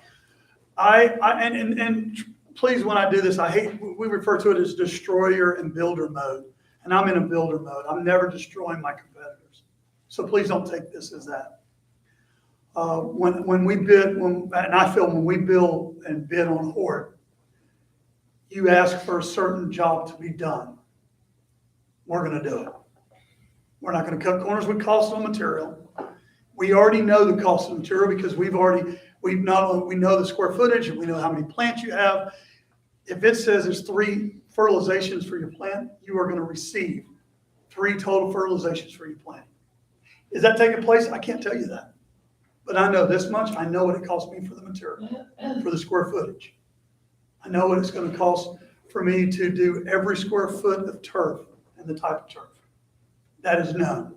We build that when we build our budgets every year. We know what it requires in Central Florida, and that's what you're getting. I've looked at it, and it's hard, it's discerning sometimes as a regional manager when I'm setting in some of these pre-bids or even some of these selections. And Russell Landscape is so much higher on Hort. I believe that. I've heard it many times. But on the properties that we do receive, Hort is never an issue. Yeah, I would encourage you to look at the results of our horticultural program and some of the other communities that we manage. And I run into this all across our entire enterprise, and that we often see sets of class AAA specifications rolled out, and when you look outside, you see a C- property, and you start asking, not that this is, there's a generality. You start asking questions, do you want what you asked me for, or do you want what's out here? Because they're two very different things, and so a lot of times we'll find some of our competition tries to read between the lines and guess what the community wants, but I can't be stuck in a position where I have to deliver what's in the specifications if I don't have the resources to deliver it. And so we bid what was in there, and I'm confident that your turf will look amazing if you select our product. How did you come up with your irrigation cost estimate? We took the total number of zones and applied the amount of time it takes to do a wet check for each one of those zones, for the number of times that had to be done, plus our anticipated repairs that need to be done within contract, and came up with a number that way. Very difficult number to come up with, by the way. Especially with all these nodes and other things that you've got around Yeah, that are not ideal at all. Because typically an ideal contract, because we can't see what's underground. And so ideally, we do a wet check, and it's other properties other than CDDs. We do a wet check, we propose what was broken, what needed to be repaired, and you accept the proposal, or you say, I'm gonna get a proposal somewhere else. That's what we can't really see, so we're asked to. Yeah, we are not fans of including any sort of repairs and any kind of regular maintenance, because it's impossible to know what was taken care of before, what kind of condition the system's in, and what may or may not break down the road. So we would only be charged for what actually takes place. Correct. And the same is true of the pest control, fertilization. Correct. I believe that's billed. It's all billed at time service. Right? Time service. And we're pretty transparent when you finally start, if we become your vendor, we let you know what we're using. We don't put that public knowledge out because it is proprietary to Russell Landscape. We have companies that design certain things for us. We know what works. And then there's things that every company uses. Palm fertilization, right? We all use the same thing. There's no there's no secret to that. Managing all of that in-house gives us the flexibility to make changes mid-season if we're getting some environmental conditions that we didn't expect that you probably would not have if you're subcontracting that service. And we don't have to get on anybody else's service calendar if we have an outbreak of some strange thing that we didn't expect. So we can just handle those things. Okay, and then finally, you used a 3.5% inflation factor over the 6-year period. Is that something you think you can live with? It's hard to say based on the last couple of years, isn't it? Yes. 2 years ago, we've grown, it's went up 14.5 or it's close to 20%. 20%. Yeah. So our labor rate's gone up 35%. Fertilizer went up 300% a couple of years ago in the middle of the season, but with no warning. So I feel like we can sustain that. I can't imagine how anybody wouldn't request any increases. It seems like it would be irresponsible from a business perspective to not, anticipate some of what's happened in the past. I would be thrilled to maybe just say, we'll go with the CPI. Maybe it'll level back out and, nobody will have to do anything. But we would can't see the future. If I could, I probably wouldn't. Of course. Thank you. Yeah. Anyone else have questions at all?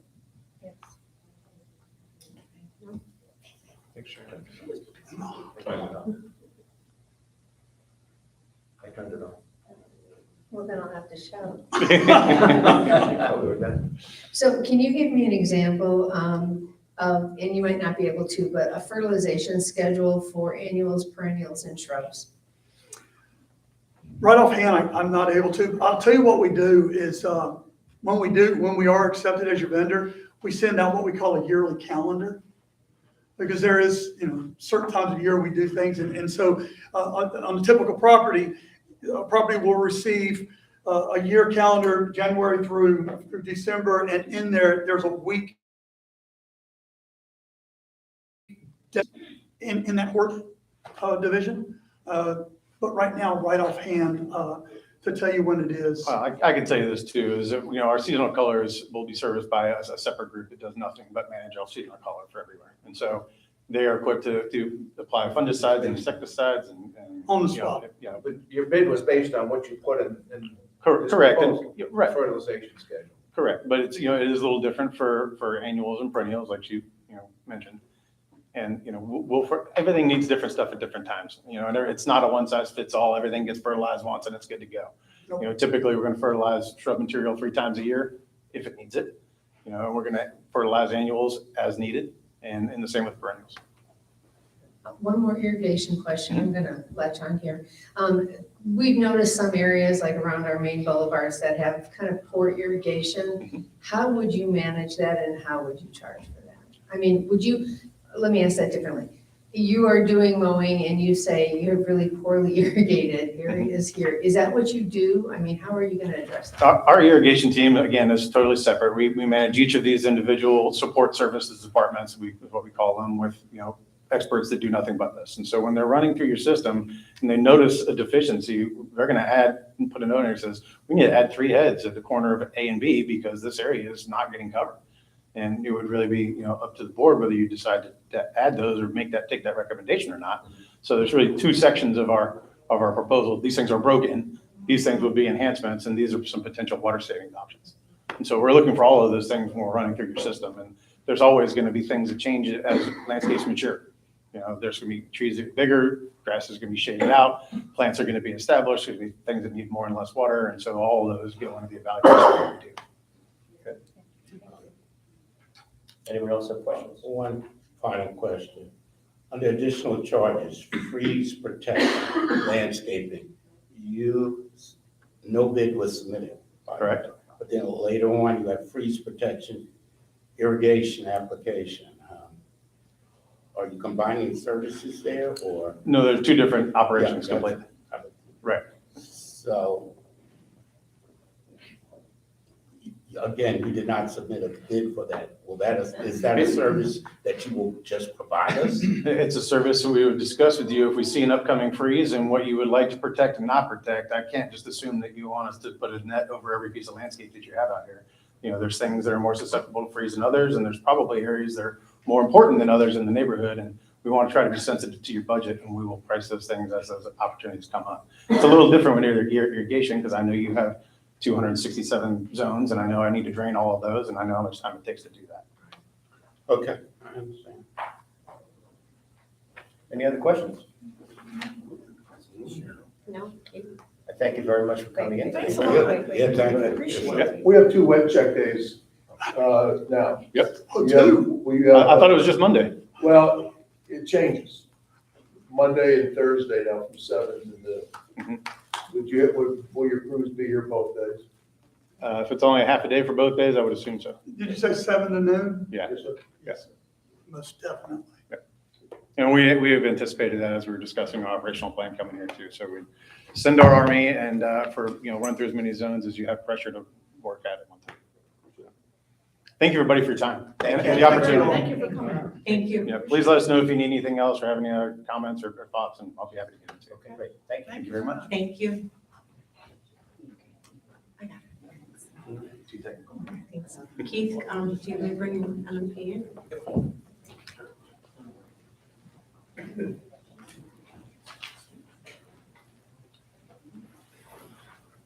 think they're gonna hang out back there and come back in later. So I do just want to let the board know that the person that did receive all communication was not here as far as the last meeting goes. So when we do our mandatory pre-bid meeting, we have them sign in. Whoever email we receive, that's who gets the communication. So.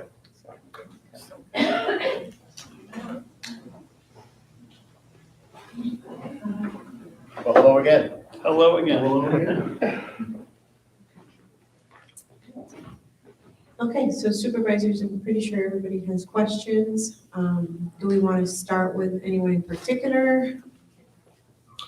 Who's got a question for LMP? Ken? Well, yeah. I'm sure you have questions. Caught me off guard. No. Well, then I. That's okay. Yeah, let's start with Ken.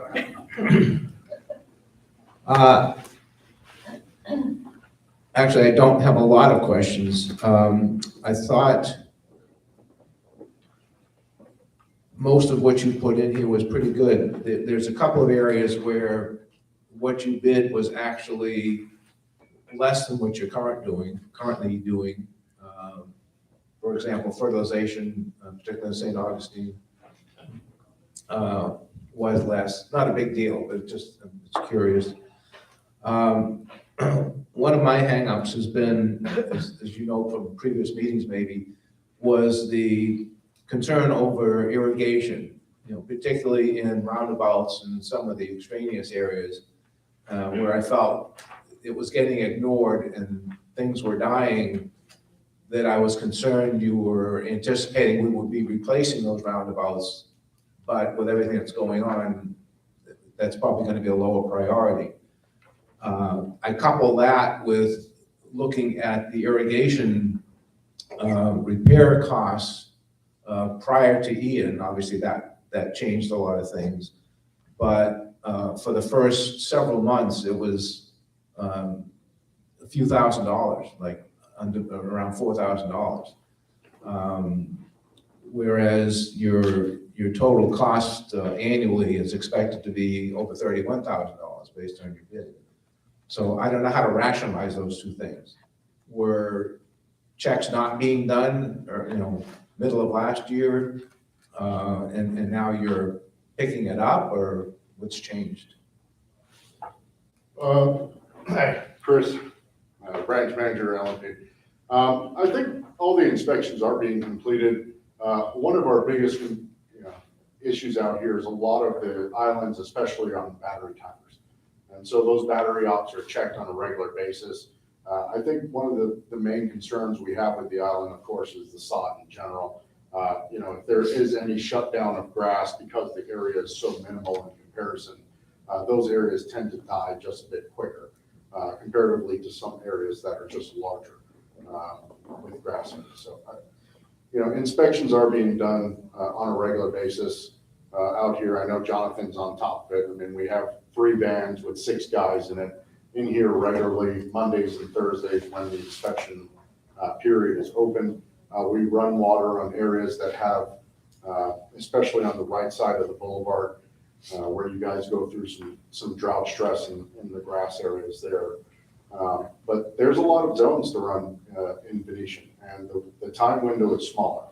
So there is some evaluation that we're going to do in that to see where we can cut time off, borrow time from here to put into the zones that require a little more, especially on that side of the boulevard. But I think overall, the guys are doing a good job, getting the estimates out, just doing that follow-up to get it to Belinda so that we can make sure that, she's aware of it and get the approvals upon a timely manner that works, especially this time of year when we're going through drought. Okay, thanks. Do you think your overall competitive pay scale compares to your competition? I would say we're probably on the high side with a lot of things, just because, I've been doing this quite a while. So, I really put all my eggs in the basket with guys that are responsible. I need guys to go out there and do what needs to be done and take responsibility for the things that they need to do. And that responsibility sometimes comes with a bit of a higher pay scale because they have to lead guys in that certain manner. I mean, I have the same thing, I have multiple women crew leaders as well. And so responsibility is a huge factor. And it's hard to find in this area that we do. You're getting, a lot of people from I would call the bottom of the barrel, with a lot of things. You compare us to picking up trash and, doing that sort of maintenance area. So for us, if you're going to get high quality people, you have to pay them so that they can stick around because, We haven't had a whole lot of turnover at this branch. We've been very, very fortunate to keep the people we've had for many, many years. We also incentivize our teams on a team approach. So we go out and we score our properties on a monthly basis. It's called an MQI, monthly quality inspection. And if the entire branch scores a certain level, there is an additional incentive for our employees. So we have just found that in recent times, we have to incentivize our teams a lot more to keep them engaged. And they know that, look, they're being watched. People expect what you inspect. So that's kind of the mindset with our team. So we may be on a little bit of the higher side, but again, we do not have a whole lot of turnover with our staff. Probably saves you money in the long run. It does, every year they're getting an annual review, so they're getting an annual increase. A lot of people in our industry don't do that, but to the day, we make sure that we get their annual reviews done in a timely manner. That's real important to keep our people. Yeah. But the only other question I really have, and I brought this up previously, so you should be prepared for the answer. I have just a tremendous concern that you're looking at a 6-year package with no inflation factor. I don't know how you can run a business that way and stay in business. Well, a couple things with that. One, the longer that we stay on a property, we find more efficiencies. Okay, so our teams become more and more familiar with the property. We find efficiencies where we may be able to get things done a little bit faster, which will allow us to do things other areas of the property. So we also find that, look, in year one, especially 3 years ago when we came here, our cost to start out was certainly a lot higher than what it would be right now because we know the property. We know it very, very well. So we also have, with a lot of our chemicals, we do bulk buying. So a lot of that's locked in for 12 months, 24 months in advance on a lot of that stuff. Some of it is agency where we can't do anything with the pricing there, but as we've grown, our bulk buy has gotten a lot better in terms of our chemicals. But your biggest expense has to be labor. It is. Oh, just, good answer, but I want to be on record that I have a real concern about that. And if you get the contract renewed and come back in a year, 18 months saying we've got to have a 6% increase or 8% increase because inflation is much higher than we expected. That's the cost of us doing business. Another thing I would like to point out is our maintenance price in this bid has increased from the previous time. So we have taken into account, especially on our maintenance laborers, we have added that into the cost right now to do that. So. Okay. Yep. Thank you. By the way, I think you do a very good job. Supervisors, could I add to that? Not that I want to put, I don't typically ask questions, but I did want to because of Ken's point, just to be sure and for it to be on record. So Scott, about a year and a half ago, there were fuel surcharges that were going to be imposed on the district. I would just like some clarity on that, given Ken's comment. The district board denied the request, and obviously LMP did remove these charges, but I want to be sure that we are not, a year from now, should fuel charges skyrocket, which could possibly happen more than what they are now, that the district is not going to receive a notification that they are going to be added on to the annual maintenance amount for the district, and that you've taken that into consideration. We definitely have taken that into consideration. In 2020, when fuel prices went up so fast, it's a large part of our business. So we reached out to customers, much like our vendors also reached out to us and hit us with fuel surcharges. I understand that it's not in your contract, so we removed it. But it is a cost of business that we have to be cognizant of on properties. So we know with the history that we've had with you, we're not going to hit you with any fuel surcharges regardless of where fuel goes. Okay. Thank you. So do you offer benefits to your staff? We do, and we offer health insurance, PTO, vacation. We also have a 401k that our employees are available for after 12 months. Company matches dollar for dollar up to 4%, provided they put in 5%. So we do offer a lot of good things to our employees in that regard. Yes. Thank you. Do you have a special program for fertilization of shrubs and trees, especially shrubs? A special program for fertilization? Soil samples will dictate a lot of what we'll do on fertilization as it relates to fertilization. So we do work with our vendors on custom blends based on what the soil analysis is telling us on various properties. So we do a custom blend on this property, chemical fertilizer. Including sod as well. I didn't hear you. Including sod as well. It's all based upon soil samples, but Rosetta has their own, they've done that prior to that. That's part of the contract. And we use the fertilization based upon their specs. Cheryl, if I can kind of explain that a little bit. Our scope of services in our bids are based on the green industry best management practices from IFAS, University of Florida. And basically what they state is they give you the schedule for the year, and it's a basic, moderate, and high levels of maintenance. So we do go to the high level of maintenance based on South Florida. And in that, there is a schedule. Basically, it states in January, St. Augustine needs to receive a complete fertilizer, meaning all three numbers. In March, slow release nitrogen. So those are kind of set. Now, what's screwing us up statewide are all these new fertilizer ordinances that are coming into play. So we have to do a little adjustment, kind of cram them, get them all done by the end of May and crank them up right after October or right after September. So the schedule is kind of given to them, the schedule only, but not the actual fertilizer formula, with the exception of palms, which we do designate what's considered palm special. Thank you, I appreciate that. We do the monthly report that John does for us on what's going on with the landscape, and there are items that have been on there. One of my concerns is they've been on there for a really long time. And are you willing to talk to us about penalties for having these on there beyond a certain time period? Well, I would have to look at some of those. Some of those are just could be continual maintenance items. There's going to be certain things that are going to be on that report that may just be on that report because it's reoccurring things that we need to be aware of.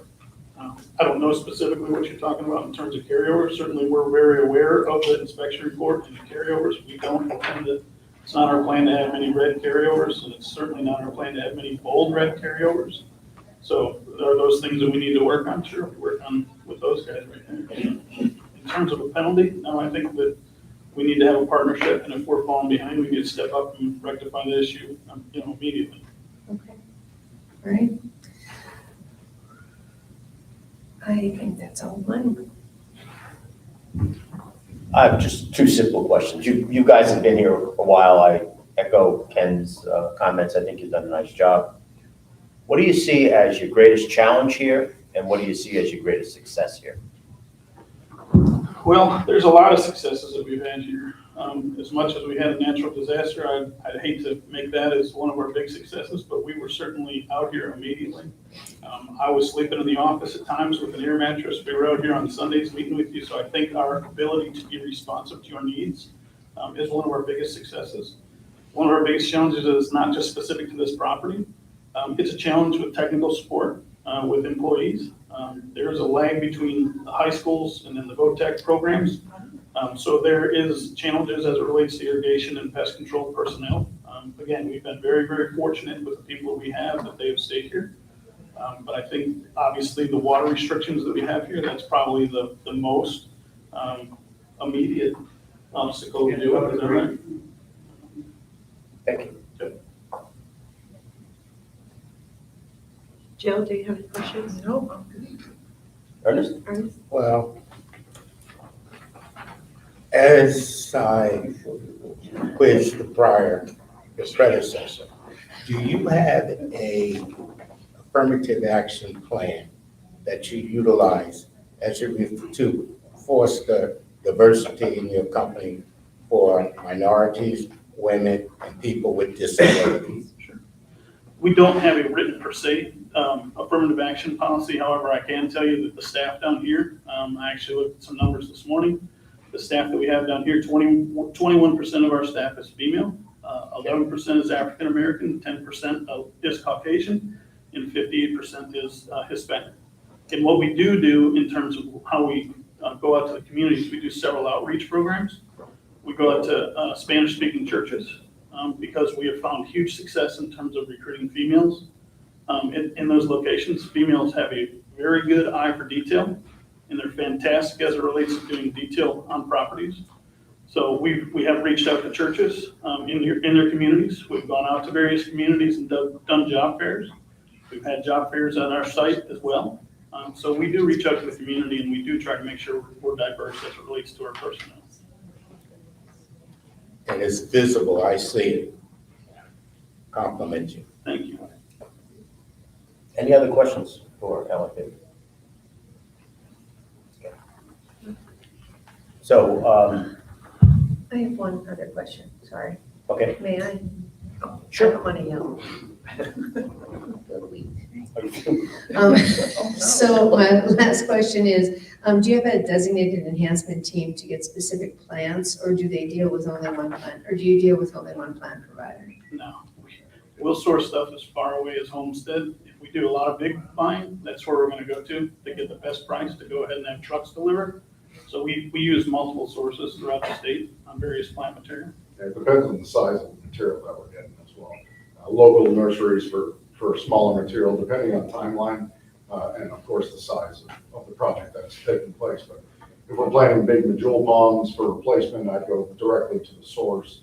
If we're doing massive plantings such as the entire frontage, again, I go directly to the source developer. Thank you. Any other questions? No? Thank you very much. Thanks for coming again. Of course, we're always here, so anything that you guys need, please, we're always a phone call. So, no matter whether we're here or not, we've known this property and have been here long enough with Bill's experience here and with the other guys that we have. You know, there's no question that we can answer. Okay. Thanks, Chris. So, shall we ask these guys to wait outside as we vote on this, or what do you want to do? If I, you can. What does anybody feel comfortable with? I think it's There you best go. if we discuss, personally, I prefer discuss by ourselves. All right. Can we ask you to sit outside for just a week? Thank you very much. Thank you. The bar is still not open. There's some bottles. John's checking his watch.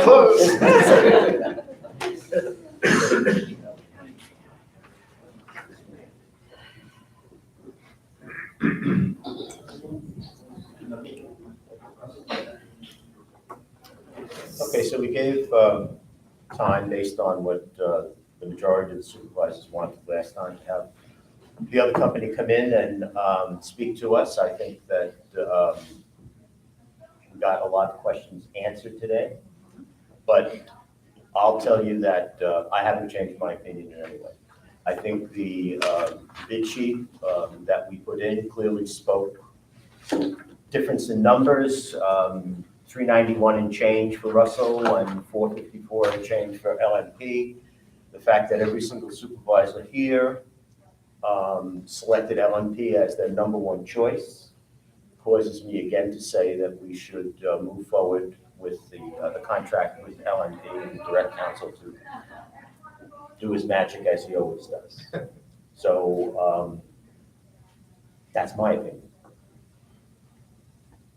I didn't hear anything that changed my mind. I thought some of the answers were good. I still have this concern with LMP about pricing, but I guess the worst case is that we would either reject it or go out for bid again in a year or 2 years or whatever. That's the only solution we would have to that. I bet you that's what's gonna happen. Right, is, if it's gonna happen. I just wish they had been a little more forthcoming to say it could happen. Don't know what the history is. I think maybe some of that increase is built in other places in the contract. Well, I can see that. I mean, they were clearly by far the highest on the general landscape maintenance. So it's how they got to their bottom line and how they were able to say, well, we're going to keep this for a number of years. It's built in there someplace. I go back to what one of the people I spoke with for references said, and I mentioned it last time. None of them are perfect. You're not going to get that, but depending on the manager that you have on site, I think we would all agree that their response during the hurricane was right on the money. I mean, they were here very, very quickly and continue to work on it. And so it's a very, very long process. But I think they've done a good job with that. And we do see irrigation repairs continually, but we're an aging community. We have irrigation repairs on our own homes. So on a much larger basis, where you have hundreds of zones, you're going to have it. Nobody's perfect. I think they're doing a good job. And I think we should continue it. And I was gonna ask, a procedural question about, I wasn't sure whether we were gonna be expected, because we've done this, to have to rescore. We're not rescoring. No. Okay, oh, understood, No. understood, okay, because I was thinking about like, what if I was gonna change something, what I would change, and what I would say, I think probably to reach somebody else's point, is that even if what I were to do it would not be enough to overcome my 20% of the gap between the two vendors. So, because I do agree, I think that they've been incredibly responsive and done a good job. I will say about Russell, they answered a lot of the questions for which I gave them a lower score.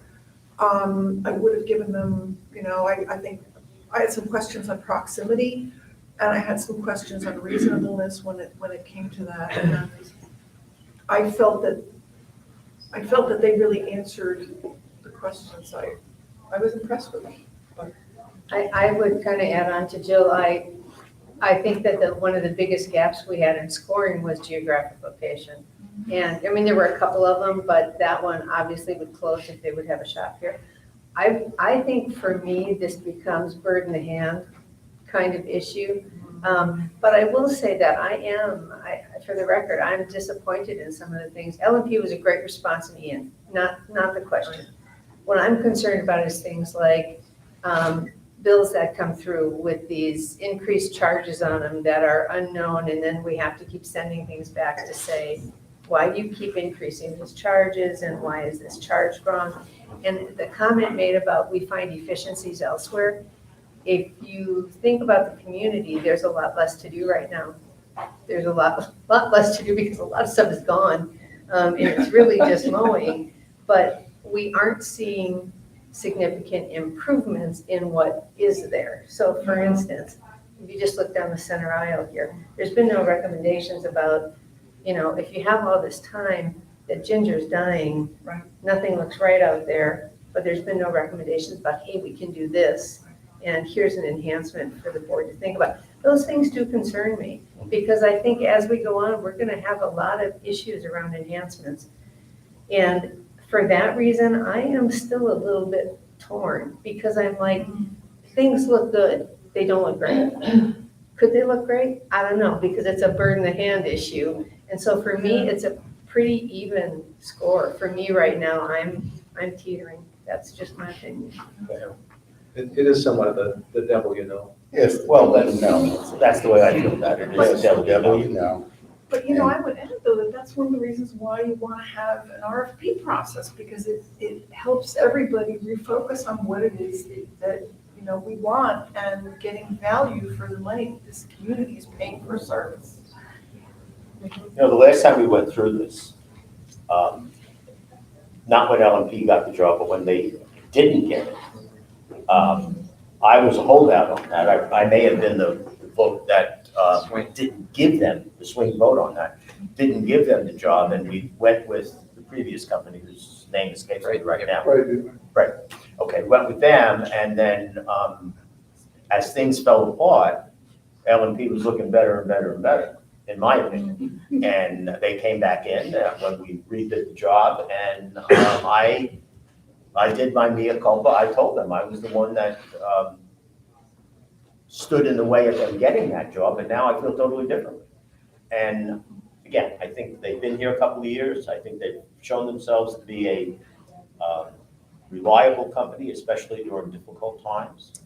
And I feel very safe with them. Nobody's perfect. Right, I agree with that. One more point of clarification though. I was also a little disappointed in his response to the monthly report.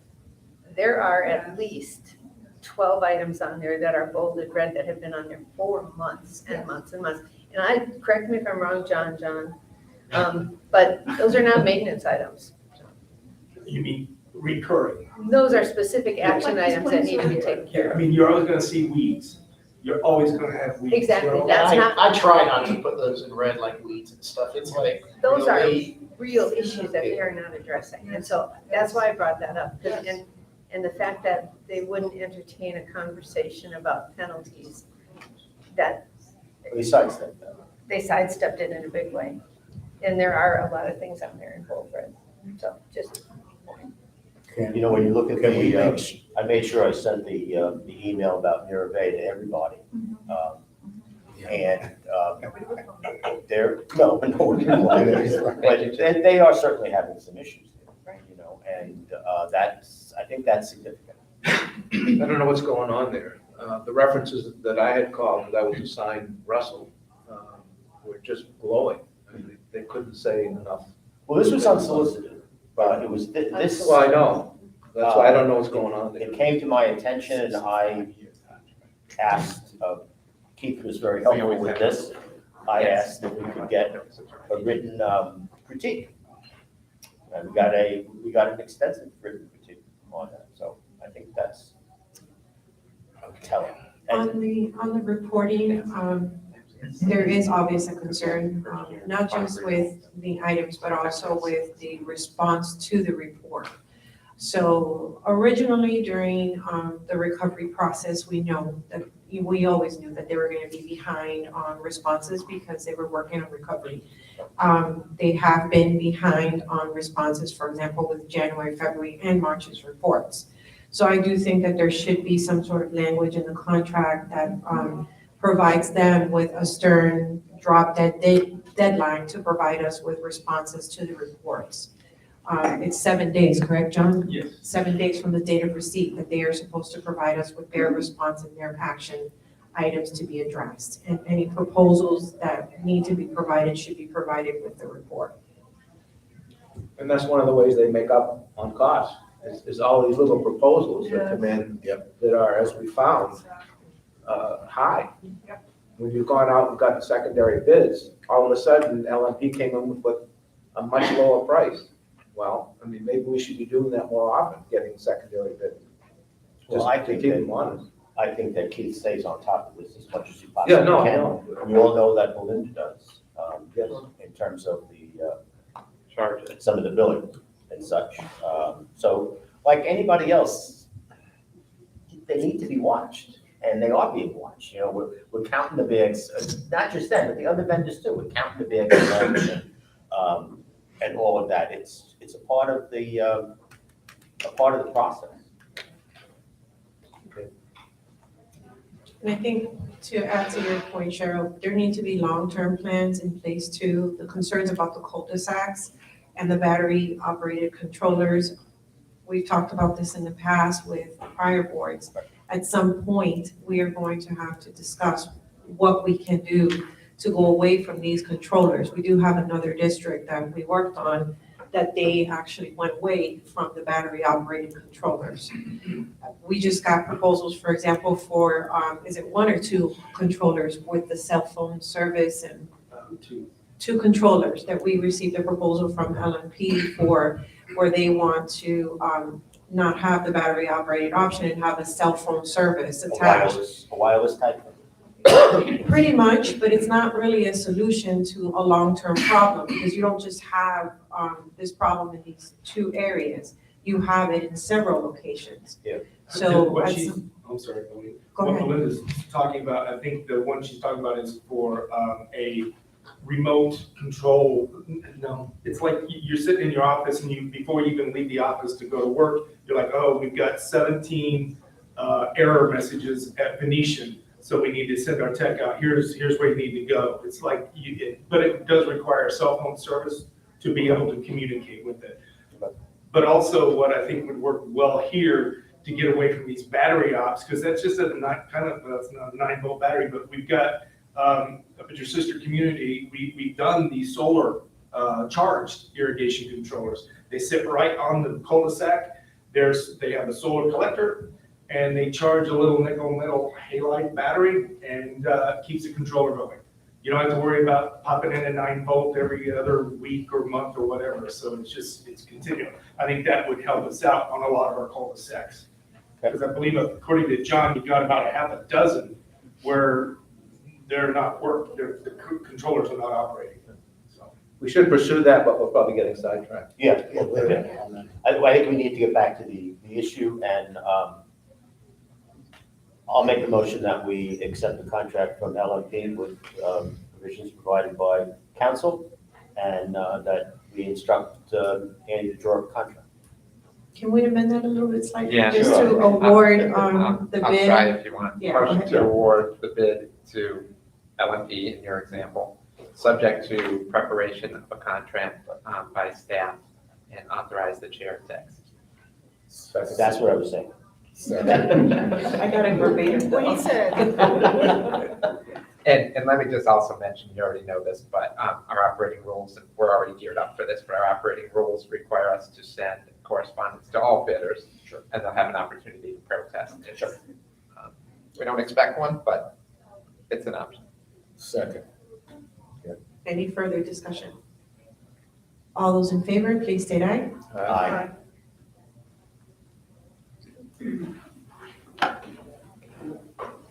Do we want to bring him in, John? Yeah, I think they're all big rushes out there. So.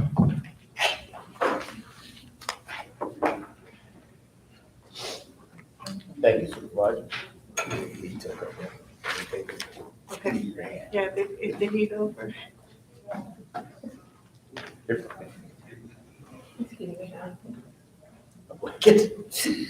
Thank you for blanket. I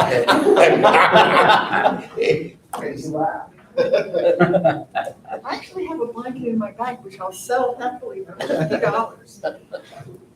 Rental fee, rental fee. Comes with a granola bar. But Cheryl, you did a lot of work, so if you need it, it's yours. For free. I think she needs it like 1 or 2 weeks. Who does? Jill. Does somebody need it? You want me to? Oh, Okay. thanks. Sorry. Everybody back? I like your signature. Yeah. All right, board. First of all, we just want to thank everybody for all of their time and diligence in submitting proposals for the RFP. We appreciate everybody's time. We want to thank the two vendors that came in today to provide us their time and give excellent responses to the grilling from this board. And with all of that being said, just formally announce that the board has made and passed a motion to award the proposal to LMP, subject to preparation of a contract by my office, which we will prepare and provide to you. So thank you, LMP. Thank you very much, Russell. Nice seeing everybody. Thank you all for coming. Thank you so much. Appreciate the time. Thank you very much. Thank you, you bet. Thank you.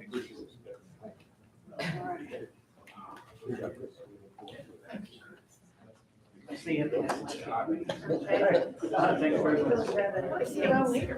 Yeah, definitely. I see Bill everywhere. Oh, I know. Thank you, Bill. All right, bye-bye.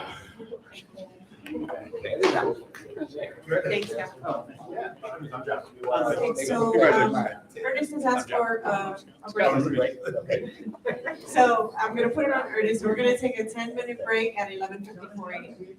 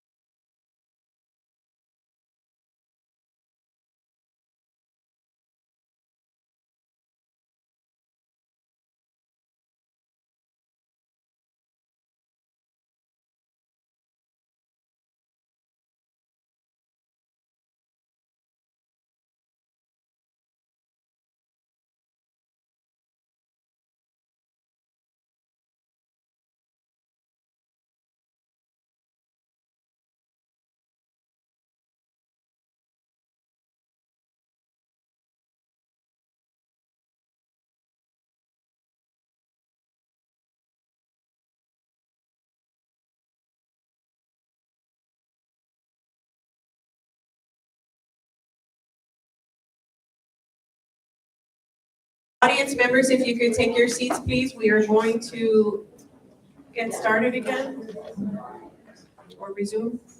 That's okay.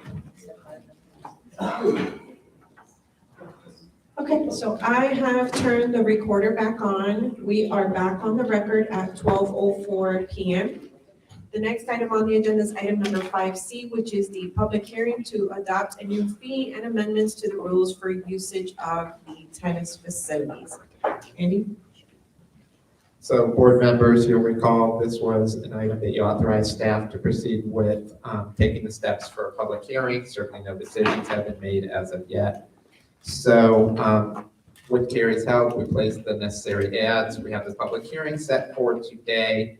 When you're ready, we'll be looking for a motion in a second to open that public hearing, take comments from the audience, and then there'd be a motion in a second to close the public hearing. You have an opportunity to deliberate, and then I've prepared a resolution for your consideration.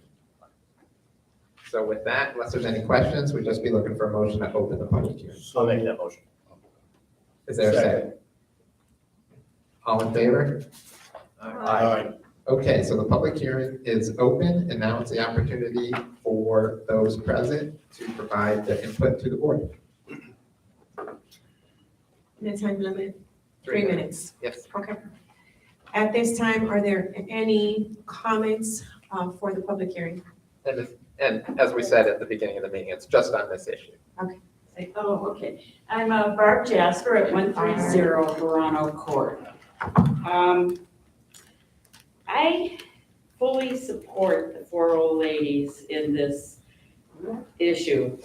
But what I want to say is I do have some issues with the way the proposed addendum reads in Rule 18. This proposed addendum was created on the assumption that the 4 old tennis ladies do not have enough players to form a league team here in the Venetian.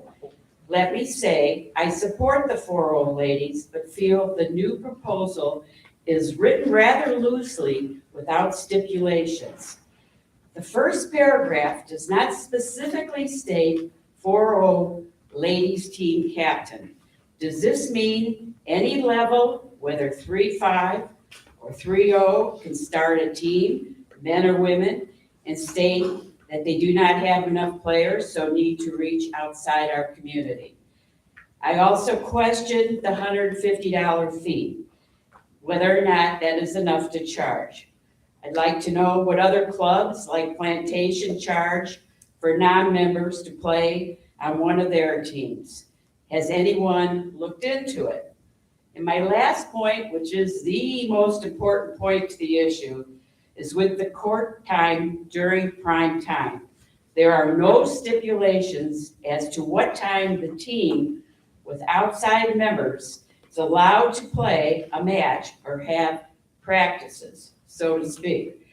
As we all know, the pressure on the courts during prime time, 8, 9:30, and 11 a.m. is a huge factor. The reality is we have only 4 courts available at 9:30 during the season. Dave has court 5 reserved, and we have 1 member who is highly successful at booking court 4 7 days a week. Therefore, members are afraid to book it. They stay clear of that court. So my question is, how many times a week do non-members on this team get to use the courts either for practices and or matches, and will it be during prime time? Because currently, the way it reads, there are no stipulations in the proposed addendum. Thank you. Thanks, Barb.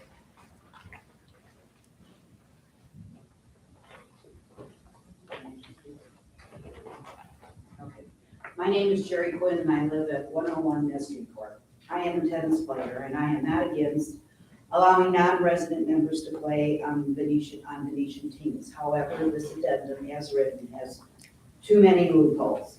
It states, and I quote, "Team captains must demonstrate to the tennis director that there are no VGRC residents or non-resident members that fit the criteria to participate on a team." We are talking about 1 team here, and it should state that the 4-0 women's team, not team captains. It also states in the last paragraph that they can have designated team practices when approved by the tennis director. It should state that team practices and matches should only be scheduled in the afternoon. The reason for this statement is everyone here is already having a problem trying to get courts in prime time.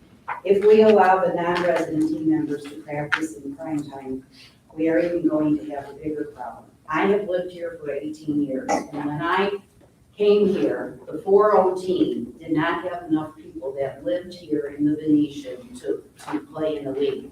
They went outside of the community then and brought girls in to play.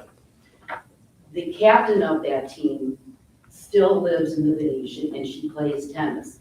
And the one thing she said was, yes, we had girls from the outside playing, but we never played in prime time.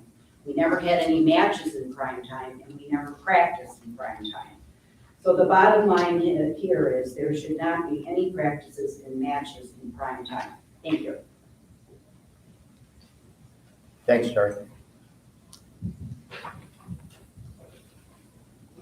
I may reiterate some of what's already been said, but I want to begin with, I want to reference some racket committee minutes, but it was very difficult to find them. It appears there are no racket committee minutes. I know, since last December, that have been approved by the board or on the Riverpub website. So unless we go to a committee meeting, there's no way to track what's going on with the racket committee. I checked again this morning, the December agenda approved the April 11th racket committee, say it for me. What's that? Racket committee minutes. So anyway, I'm not opposed to a 4-0 team, but the wording of this proposed amendment is very questionable. I looked at the November minutes and the language is very specific to 4-0 players. In December, there was reference to 4-0s joining other clubs.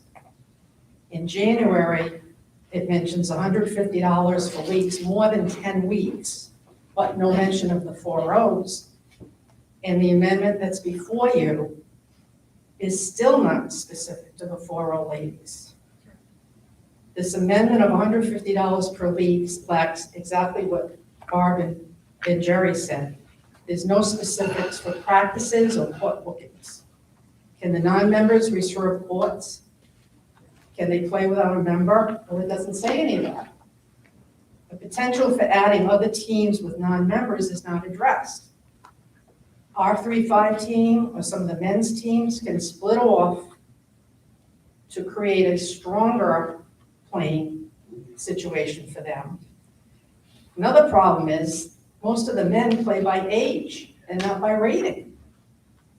So they could potentially bring in players above their level and end up playing behind them in matches because they're brought in stronger players.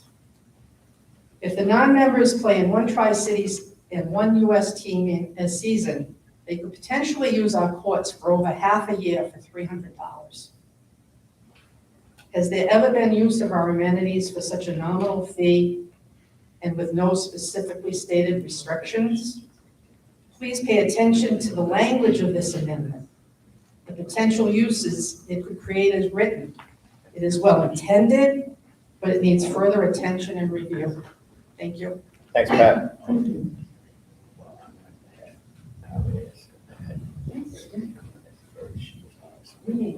Hello, my name is Karen Wilson. I reside at 233 Montezuma Drive, and I am an active tennis player who does not play on the team currently.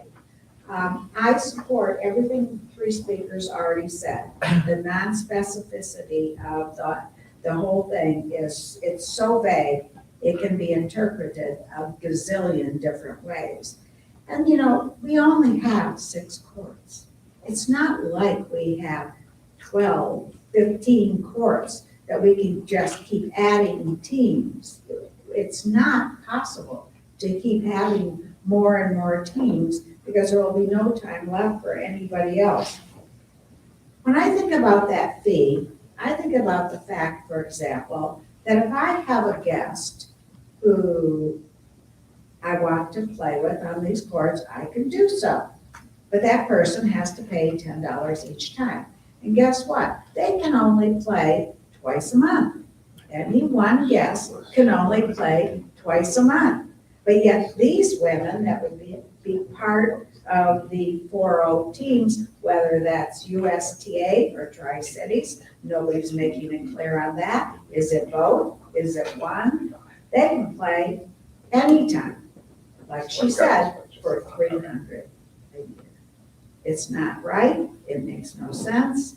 By the way, somebody asked about Plantation.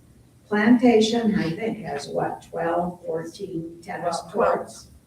They do not allow non-members on their teams. You must be a member of Plantation to play on a team there. Why is she? They do allow. They do allow. No, well, okay, but But they there's, do have 12 courts. yeah, they've got lots of courts. Wait, we should not, I'm sorry, Ms. Wilson. Okay, thank you. Yeah, you need to be able to provide your comment. Let's not speak out and not allow her to provide her comments. Thank you. I'm sorry. Go ahead, Ms. Wilson. I'm basically done. I just want it to be more carefully done and made very, very clear. Thank you. Thank you, Karen. Keith, you got it.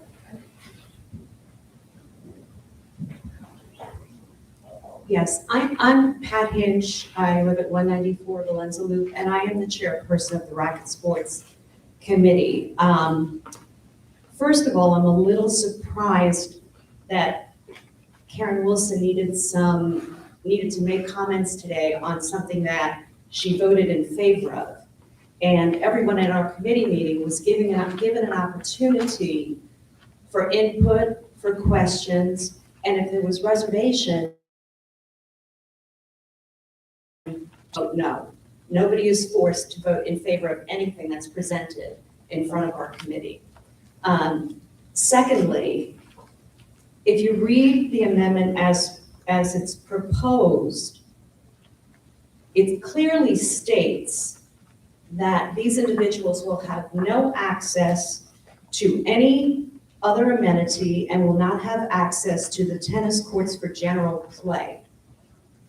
It also states that any actions under this proposal have to be approved by the tennis director.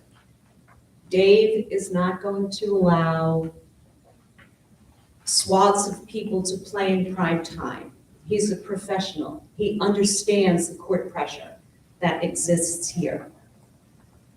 This also does not only apply to the 4-0 women. If there were a group of 4-0 men who wanted to form a USTA team, which typically plays on Saturday afternoon, they would be able to go, assuming this is approved, they would be able to go through the same process. It will never apply to 2.5, 3.0, or 3.5 teams because our tennis director would never approve it. If we had to indicate on this every single group it may or may not apply to, it would be a 3-page document. And with reference to the men's team, where most of our men play on, the Suncoast League, their bylaws do not allow people to play on the teams unless they're full dues-paying members. So this would not apply to that entire men's league at all, unless they at some point change their rules, which I have no indication or reason to believe that they would. So I understand that people have concerns. I understand in the past that rules were bent and abused and people were flying in through here that didn't belong here. But we have a tennis director who's a professional. He knows what he's doing. He's not afraid to stand up to people, and he has his finger on the pulse of what's going on here. So all of the things that went wrong in the past, I think that with Dave here and on top of it, I don't think there's going to be any problems like that. Including this morning. We had a problem with a violation of the tennis rules this morning. Dave's already taken care of it. He went out there and spoke to the individual. We do have stipulated penalties in the tennis rules where your the first step in the process would be a verbal warning. The second step is you will lose your tennis reservation privileges. And the third step would be you lose your tennis privileges, period. And circumventing the rules has the same penalty attached to it. So if the captains are stupid enough to try bending the rules outside of Dave's approval, it's done, it's over. They can't play, they won't even be able to play tennis here. So I think that our tennis director has made a commitment to see that this is managed properly and not the way things had been managed in the past. Thank you, Pat. Thank you. Darlene? Yeah, I just have a question. I don't know that I need the microphone, but I do have a question. In listening to everybody, and I'm not a tennis player, so I want to make that very clear. In listening to everybody, it sounds like some of the opposition or some of the problems that the tennis people are having are almost the same problems that the fitness people were having. You're afraid to book a court on court number 4. Why would that be? Dave has a designated court that could be used for regular use. Why is it designated to him? I mean, there just seems to be some things that are happening where maybe they could accommodate the tennis players a little bit more if these things were not done. And again, I'm not a tennis player, but I'm just listening and hearing the same things I heard from the fitness people. So that would be something that I think we need to look at. If he doesn't need court 5 and there are people who want to play, then let the people play on court 5. If there's people that want to book the court 4 and they're afraid to, why are they afraid to book a court when they're a tennis, that they're a member of the club? I mean, that seems to be kind of silly to me. So these are just some reminiscent of what we heard from the fitness people. So thank you. Thank you, Darlene. Do you have any additional comments? Any other comments? Dave, is there anything you would like to say? Point of order. Yes, sure.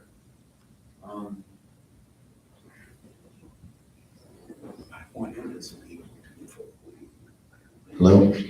And yes, to your point, which is good, I have made accommodations early on by trying to start at 9:30 instead of 8 when possible, so that 8 to 9:30 slot is available on certain days. And actually, there's 2 days, sometimes 3 days, usually on Saturday and Sunday. Currently, I don't even reserve that court. So I'm very aware of the pressures of everybody wanting to get a court. So, and I come from a club of 10 years where we had 400 or 500 people on 5 courts, and we had 12 to 15 adult league teams.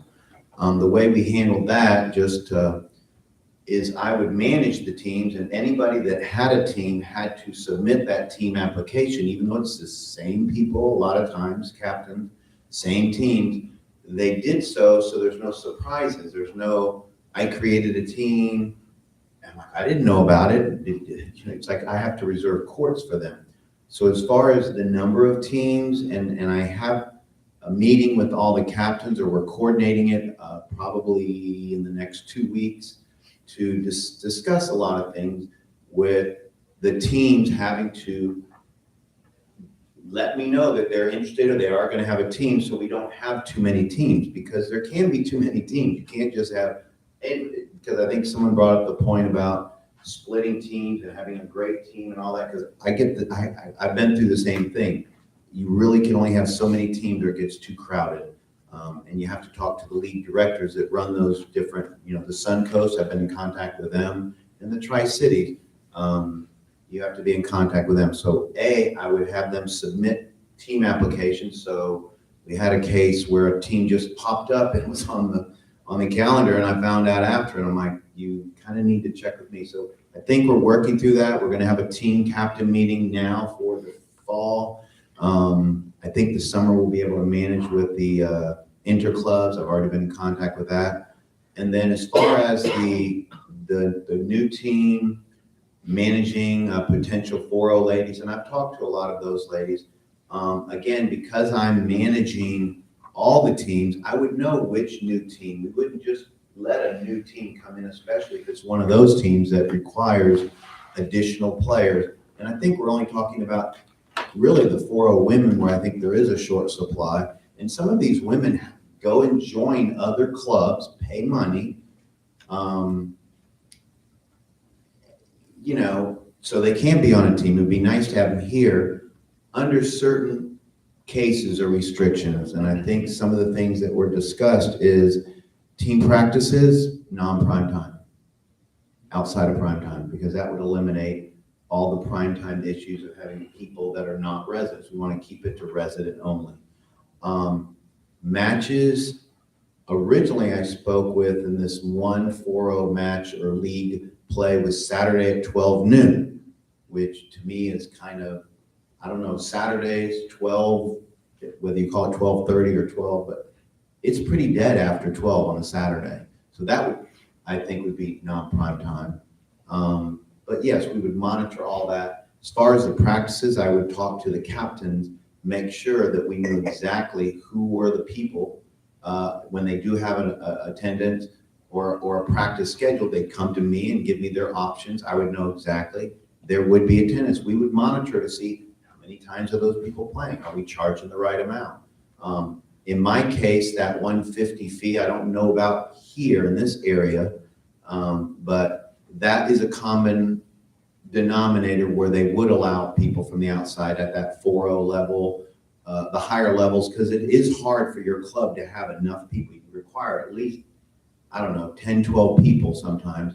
But what would be nice is, at least for that 4-0 ladies, we've got some 3-5 ladies that could play on that team. They could compete. It'd be a nice thing for them to do. But again, we would manage it, we would monitor it, we would keep it outside of prime time, and we would limit the number of teams here, because there are a lot of pressures where people do want to play, and we have to really accommodate them, in my opinion, before we accommodate the outsiders. So. Thanks, Dave. Yep. Any other questions? If you've already spoken on the public hearing, You've already just have a real quick question. Can I speak again? We've already had our consideration to speak. Sorry. Real quick, I just want to say that what he said is really good. But he said out of prime time. Okay. And that's what's missing in this thing. Okay. thank you, Thank Barb. you. Okay, so there being no further speakers at this time, we need a motion to close the public hearing. I'll second that. Discussion. Well, to vote on closing the hearing. We're gonna close the hearing. There's no We more. can't discuss it. Maybe I want to. Well, can If we have a lot of questions that need to be answered, how can we ask? Can we ask them? I have questions for Dave. Yeah, procedurally, I think we can close it and then go back into our normal meeting and ask Dave questions as well as to ask back questions. That's fine. That's the way I would like to proceed. That's fine. I would assume. 10-4. Okay. That's fine. All those in favor, please state aye. Aye. Aye. The public hearing is now closed. Okay. Now, for purposes of this rule change, I would like to call upon Pat Hinch to explain it from the Racket Sports Advisory Committee's perspective as to the necessity and the reasoning in bringing this before the board. Thereafter, I would call upon our tennis director to set forth the safeguards that could be put in place to address all these concerns that were raised. I thought they did. Well, they didn't, they did it they did it in a hearing form. Yeah, but that's fine unless there's something additional to add. Well, we can ask some questions. Well, but yeah, certainly if you have questions, go ahead. Jill, I know you said you had some questions. Okay. Yeah, well, Pat and Dave both come up and and they explain. You want us to come up?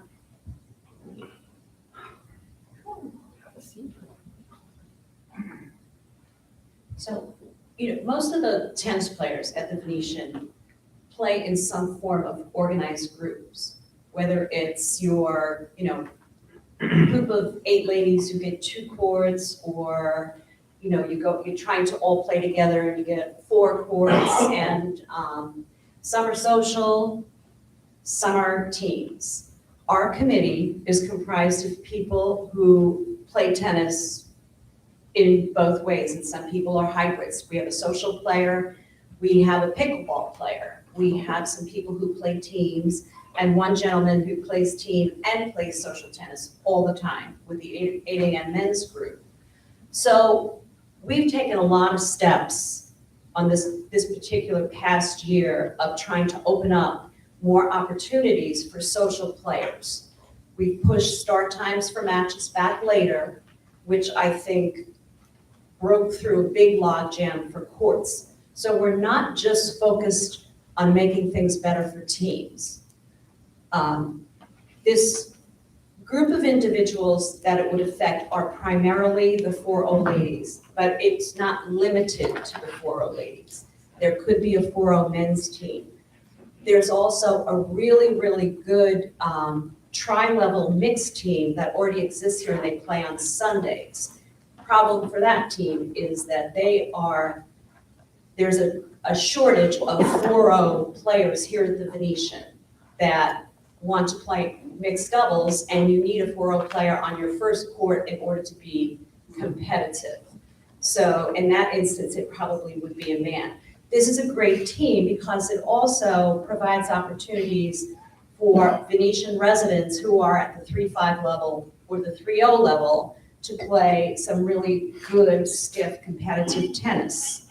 So if this particular captain were to approach Dave and say, I'd like to propose bringing in player A from the outside because I don't have a 4-0 man to play on my team, they would go through the whole discussion. The person would be told that their only access to the Venetian tennis courts would be for your home matches, or if there was an approved practice, which Dave has stated would primarily be outside of prime time.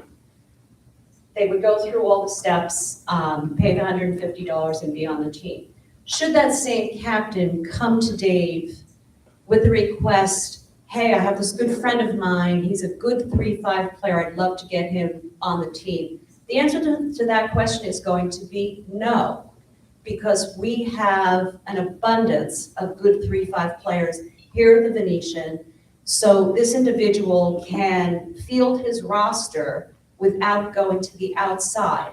So it's going to occur in very specialized situations. Again, it's not going to affect the men's leagues that play here through the week. Yes, Sharon?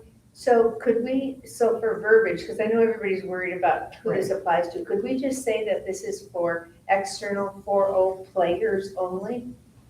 I mean, are you ever gonna want a 3-5 player? No, never. So why can't we just say it's external 4-0 players only? Okay, we could say that. Would that, Yeah, that would kind of maybe eliminate some of those concerns about who we're talking about. Right, and I don't think we need to specify league to league, because each Right. league has your own regulations for external 4-0 players.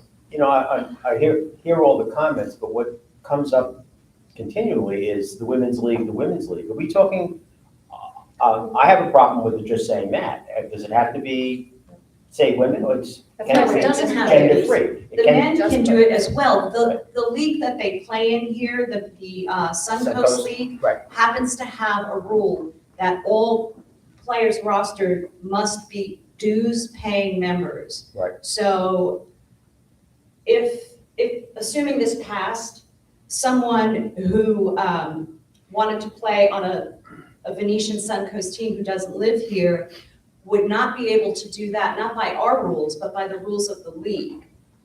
But a men's USTA team could form where they if they did not have enough 4-0 players to set lineups for their first two courts, then they could propose that they bring in up, as the rule states, up to 4 people. Let me interject, because I think the thing is, and I don't know, when was the last time, or has there ever been a men's USTA team?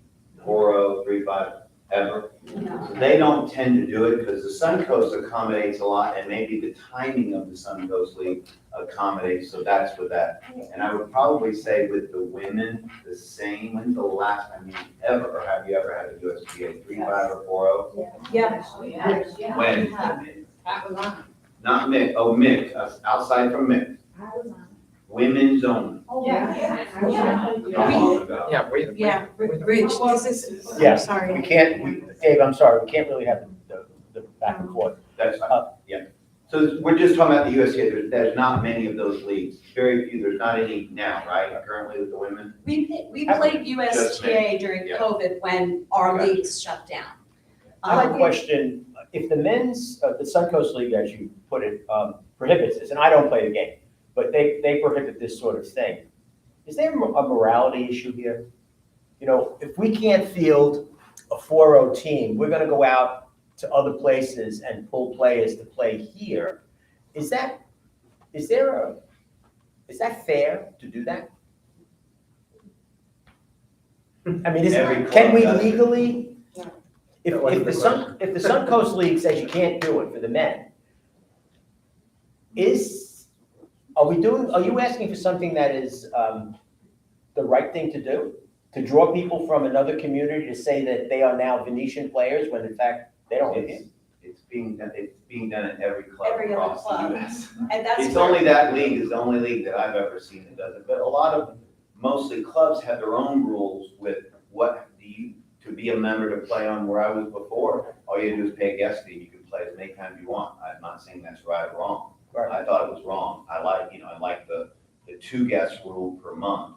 But again, we're talking outside prime time, we're talking about, I don't know, 8 or 9 of our Venetian ladies being able to play, some 3-5s being able to play, just a little bit different thing, and it's all outside prime time. So right now, our 4-0 ladies, when they want to play team tennis, they are forced to go to another tennis facility. They can't play here on a team because there aren't enough 4-0 players to form a roster. Plantation does not make you join. They may say that if you call them, but I spoke to all the women who have participated on a Plantation team, a Longwood team, a Payne Park team, Sarasota Sports Club. They whatever they desire to do at the moment when they're talking to that player, that's what they do. We're trying to set up something with rules that can be controlled. One of the things, Pat, or Dave, you know, I don't know about the other supervisors, I only got one email from one female 4-0 player, which makes, the question I sort of asked myself was, I'm not sure what we're solving for, which is not to say that there isn't a question, because what I would have said to Rich is, you know, I know there are people who are leaving here to play elsewhere, but one of my concerns is, has the horse already left the barn and we're solving for something that doesn't need to be solved? You mean, will they come back? Yes. Well, from what they said, I was actually very surprised, Jill, too, that there was only one email in favor. I've spent a lot of time talking to those ladies individually over the past couple of years, and they have attended our Rapid Sports meetings, and they had voiced the concern that there's no team here for me, I have to go outside. I know that they were present at the December 21st, December 2021 meeting, they were there. At our March 2022 meeting, there was another one in the fall where they were there asking for this opportunity. So I am really surprised about that as well. But there also is an issue with the mixed, which is the men and women. I've talked to that one for that play on the weekends. And that comes up every year as a problem, or every season, they play multiple seasons throughout the year. So it's not, and this is a very niche group anyway, because there really aren't that many 4-0 players. So if But that's we- the case, it seems to me like this is a shotgun approach for a niche problem. Is there another way to help, players like Brenda, play here more? Because I do think, I mean, I do think a player like me at a 3-0 level benefits from Yes, seeing, for sure. a higher level people play, et cetera. So I think there's value in having people come, but I'm wondering if there's a way to solve for it other than, creating a giant potential hole. Well, they can either roster a team legally or they can't. And right now they can't. So we're trying to find a mechanism that would enable them to do that within the scope of our rules, within our existing rules. So it's either they do or they don't. How many 4-0 rated women resident players do we have? We probably have 5 or 6. And how many do you need for a team? Probably 12. 12 players. But you can, but under USTA rules, every 3 4-0s, you can have a 1-3-5, like a good 3-5. Right.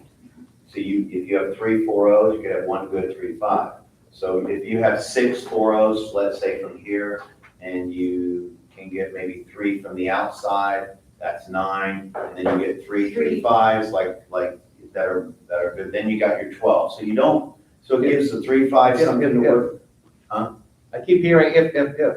No, I mean. But if you don't have. There's a lot of 3-5s. That's not a problem. If you don't have 3-5s that want to play competitive with 4-0s.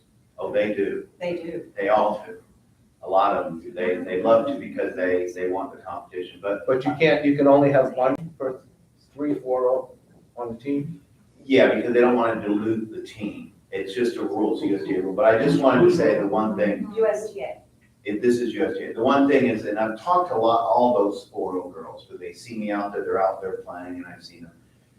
And all that, they've told me too, that they would want to come play, and they like with what we've done with the club and the courts. And I think in the past, they didn't want to come back because of the situation with the courts, maybe not being safe, at least that's what they told me. I think there's a little change in that, and they've told me, but I think they also feel like until it happens. But again, it's just. How many 4-0s do we have? How many 4-0 residents do we have paying and playing on outside? That same number. The same Oh, number. no, actually Cheryl Silverbluff does not. So 5 out of the 6. Because Cheryl she plays on the mixed here, doesn't she? Yeah, she does. She plays But on the on outside, so 5 on the outside. She's a 4-0 player and she plays on that Sunday mixed team. But she's a resident. Okay, but so five residents are paying to play in other Yes. clubs. They're paying in various ways. I don't think any of these clubs are, operating under a CDD. So the tennis pro can say, oh, you want to be on such and such a team? Well, all right, we'll charge guest fees. Don't worry about it. I know 2 ladies from the Venetian joined the plantation as a family, and they're not from the same household, but they didn't want to pay the price, so they let them, bundle in together. So it's very much a wink and a nod, very loose, because they don't have to, report what they're doing. They don't have to abide by rules, exactly, and we do. Well, with that said, Pat, I'll tell you, firstly, I'll say this is the first time anyone from the tennis committee or whatever has come here and wasn't asking for money. Because generally that's what we get. So this is a different situation. However, having sat on this board for more than 6 years and spent a lot of time with tennis rules and should it say will or should it say must, that kind of builds up. And a lot of, it's in the rearview mirror, but it was there, a lot of abuses. So I still have the scars from dealing with the abuses. from dealing with a roster getting put in my mailbox and an individual's name circled 10, 11, 12 times during a particular month. That individual doesn't live here, but when I asked about that, the reason I was given was there aren't enough people of this person's ability to play. I said, so that absolves you from the rules? So I want some assurance, and it falls to you, Dave. If the board were to approve this, I want some assurance that there aren't going to be these abuses, that if primetime play isn't going to be impacted by practice from 4-0 players that are from hither and yon that come here. I want assurance that it's going to be limited, the amount of times they can play, and that it is, as you state, it's tennis. It's not that tennis now morphs into the fitness center or into the use of the pool, et cetera, et cetera. Because in my mind, from past experience, I see the door being opened up to all kinds of abuse. That's my issue.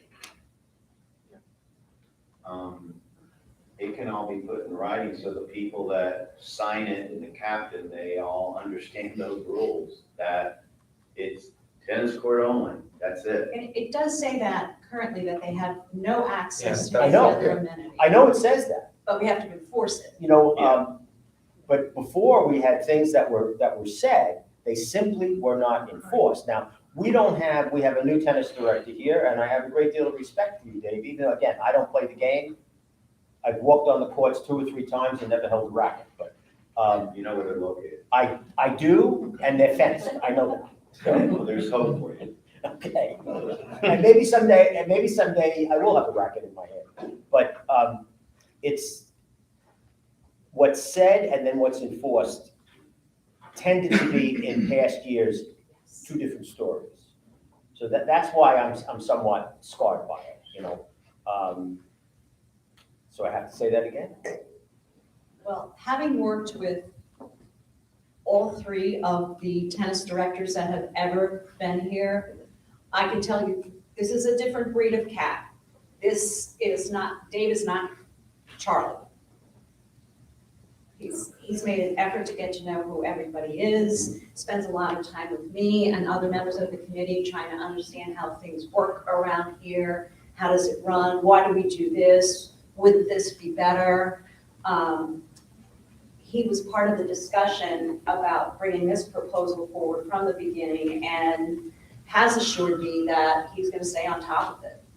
So And deal with the designated practices. that's right. That's the biggest complaint I hear from everyone, the practice, prime time, things like that. Can you assure this body that these practices will occur in non-prime time? Non-prime time, and we'll know who's attending them, and we'll make sure that they're abiding by those rules. But, I guess I have a couple of questions so that. Sure. I personally think we need to limit the number of practices. Otherwise, it's going to turn into a number. And my question is how it's really going to be monitored. It's easy to say it's going to be monitored, but nobody's going to be here 7 days a week. They have to submit when they're going to practice. I have to approve it. I see. So it's like a pre-approved. Pre-approved. Okay. Yeah, I'm not gonna let them just show up and do this. No, And we're can not. that be capped? I mean, because I think, I do think there's, it's wear and tear on the courts. I know in some degree it's a good thing to have feet shuffling around the courts, but for example, I don't think we should have 4 practices a week. No. Because one of the ultimate concerns I have is, yes, I know it's only 4 players and up, but there is no cap, an absolute cap on the number of people. Well, it says in here, it says in the maximum number of non-resident team members allowed to join. Team members, a team, but if we end up with 2 more teams, then all of a sudden it's 12 people, yeah? They have to submit that to me. You don't have enough 4-0 players for 3 teams. Yeah, we wouldn't be able to have that team. Looks like it's a 1-team thing. Maybe It can be no more than 4 maybe a members. men's team, maybe the women's team that we discussed. 4 members on a team. on 18, but if there is another team that gets added. Well, you only have five or six. A mixed USTA team or Well, they men's have a USTA. mixed USTA team currently. Yeah, which is also, I'm told by a neighbor who was on it, that, I'll definitely be participating in that and bringing in somebody from the outside, maybe two people. But they wouldn't be permitted to bring in anyone from the outside unless Yeah, I they get went that. through Dave. Yeah, I get that. And if they're not a 4-0 player, it's not even a consideration. They're not gonna bring their friends from Plantation who have a 3.5 rating. No, to I play on understand, any I understand, I understand that, but all I'm getting at is, there are enough 4-0 players around. I'm personally concerned we're gonna end up with unintended consequences. Oh, I'm sure we will. But if we make Whatever it this is, as we will. specific as possible, then we can at least avoid some of Well, those. yes, and I have a bunch of specifics, but one thing, I would just throw out there is Limit maybe the what we number should. of practices. Number of practices, but honestly, one thing, and it's a bit radical, but I'm gonna suggest it, which is, can the resolution have a sunset period, after, by a certain point in time, and then that way, if it isn't working, it has sunset, and if we want to extend it, we can extend it. Well, you always have the ability to revoke it without any public Okay. hearing or anything like that. So if it's not working, you bring it up, you put it on your agenda, consider revoking it. And no public hearing is necessary. Not It's just an interested. agenda item at a regular Correct. CDD meeting. Yeah, but not that really gonna happen. I'm confused by the numbers again. We have 5 or 6 4-0 players. 5 of them play outside. And may Yes. or may not want to come back because they've got teams and friends and all that. We can only have 4 players on a team from non-residents. Right. And you need 10 to 12 for a team. How are you gonna get a team? You can have the 3-5s join a 4-0 women's team. One for every 3. So if you have, we would probably get all 6, we would need all 6 to play, and I'm sure all 6 would want to play. And with, let's just say 3 from the outside, that's 9. The other 3 would be, because you have 9, you could have. You could have 3 3-5 players. That's a lot of Yeah. things that have to happen. That's Well, no, trust me, there's a bunch of 3-5s that would want to play. absolutely. And all 6 of those would play. They've already talked to me about it. But again, you would get your three players from the outside, maybe 4, and that's it, cap. That's all you would need. And then the 6 existing residents that are 4-0, 3.5 residents that would want to join the team, that's 9. 9 and 4 is 13. Then you have your team. But you could not do it with just the 3 What5s. was the committee vote, Pat? It was unanimous, Okay. 6-0. I have a procedural question, and forgive my ignorance of the game, but how do you judge somebody as to 3-0, 3-5, 4-0? I mean, I understand handicap in golf, based on your scores. Sure. How do you do it in tennis? 2 things, you self-rate, although there are some pros that rate, but the USTA, you go online, you self-rate, you play USTA, and as you play all your matches and all that, you go against benchmark computer rated, people that have been in the system and played matches. And then that generates your rating and it goes up and down every year, usually around November, December, you get your end of the year rating. So it's. Is that based on win-loss? Yeah, but to give you a ballpark, I mean, and Pat's playing in 3-5, that's kind of like an intermediate player. And there's strong 3-5 players and there's weaker 3.5 players. Some 3-5 players are probably closer to 3-0. Some 3-5 players are closer to 4-0, but the rating just may not affect it. But you don't technically even have a rating that's computed by the USDA. Well, do you? I'm a member of the USTA, so I do. You do, okay, Yes. I'm sorry. That's okay.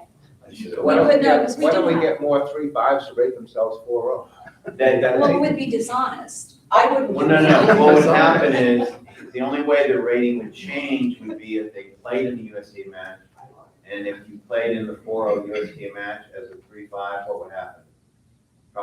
They'd probably lose and their scores would be adjusted. Would be adjusted. They would, and their team would not like them, they would be like, don't come back. They wouldn't say that, but then the rating would adjust anyway. The rating adjusts, so.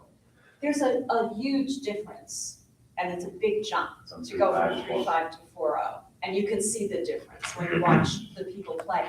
When you self-rate on the through the USTA, you answer a series of questions about your skill level. Can you do this? Can you do that? Do you play the net aggressively? Can Level you of play experience, can did you you- play college tennis, high school tennis? When was the last time you were a ranked player, which none of us here were? So they ask you a lot of questions in that process, and you self-evaluate your skills based on what you know you can do, what you're working on, et cetera. So if I'm a really good 3-5, I'd rather stay 3-5 so I can win more. That's what happens. They sandbag, and the best teams, they go all the way, they stay low. You mean just like Just golf? like golf, man, just like golf. Every sport. Now I understand. But the opposite side of that though is, and maybe it's just because I'm a lowly 3-0 player, but I like playing up. So, one of the other concerns I have is that we not have somebody coming in from the outside and paying what I consider is a fairly bargain fee, when we might have 3-5 players who would like the opportunity to do so. And how do we ensure, because as an example, I really am not much of a team player. I've been more of a social player. So is there going to be any kind of outreach to ensure that if there's somebody who wants to be able to play up there, they know about the opportunity? Well, Not sure the question. Well, the question What I is, think how you do mean we is make that sure people that know. the most number of people on the team are from Venetian? We're maximizing Oh, the sure. opportunity, because we're presenting the 3-5s an opportunity to play up to 4-0s, which is, you always want to play with somebody better than you, if you Right, can. well, what we do, aside from these teams, during the summer, we do unofficial interclubs with some of the clubs in the area where they come here, we go there. The past couple of years, we've made a point of sending an email out in, mid-May. These are the summer interclubs for those of us who are gonna be here all year. So this is the contact person, this is the contact person. If you're interested in playing up and there is an opportunity, I know on our team, my captain would consider it if there was a roster spot available and the person had the skills. Yeah. Because it's not Well, and that's another question I have, which is, it's always been my impression that the pros rate people. And I think I hear you saying, Dave, that you don't do that. Oh, Is no, that I right? can do it. No, I know you can do it, but No, I- how do you do it? Like, what I do you have do? done it. I mean, I just, every league area is a little different. Some are a little bit stronger than others. So a 3-5 here might be different than a 3-5 in Tampa, or Yeah. just depending on the strength of it. But I think to answer your question is the email she would send out, and I'm not sure if that was the question, maybe it wasn't. Are you saying you want to make sure, how do we tap all of our resources of our residents to make sure we've exhausted our resources, to make sure we've given everyone that opportunity? The opportunity. Is that it? I want them to have the opportunity So, first. number one, I'm in touch, or I see a lot of people, I'm having a captain's meeting, I'm gonna first go through them and make sure they're reaching out, because a lot of them, their players on their team play with other players, maybe some are casual, maybe they even know that, well, he's getting back into it, he's been injured a couple years, so that's one outreach.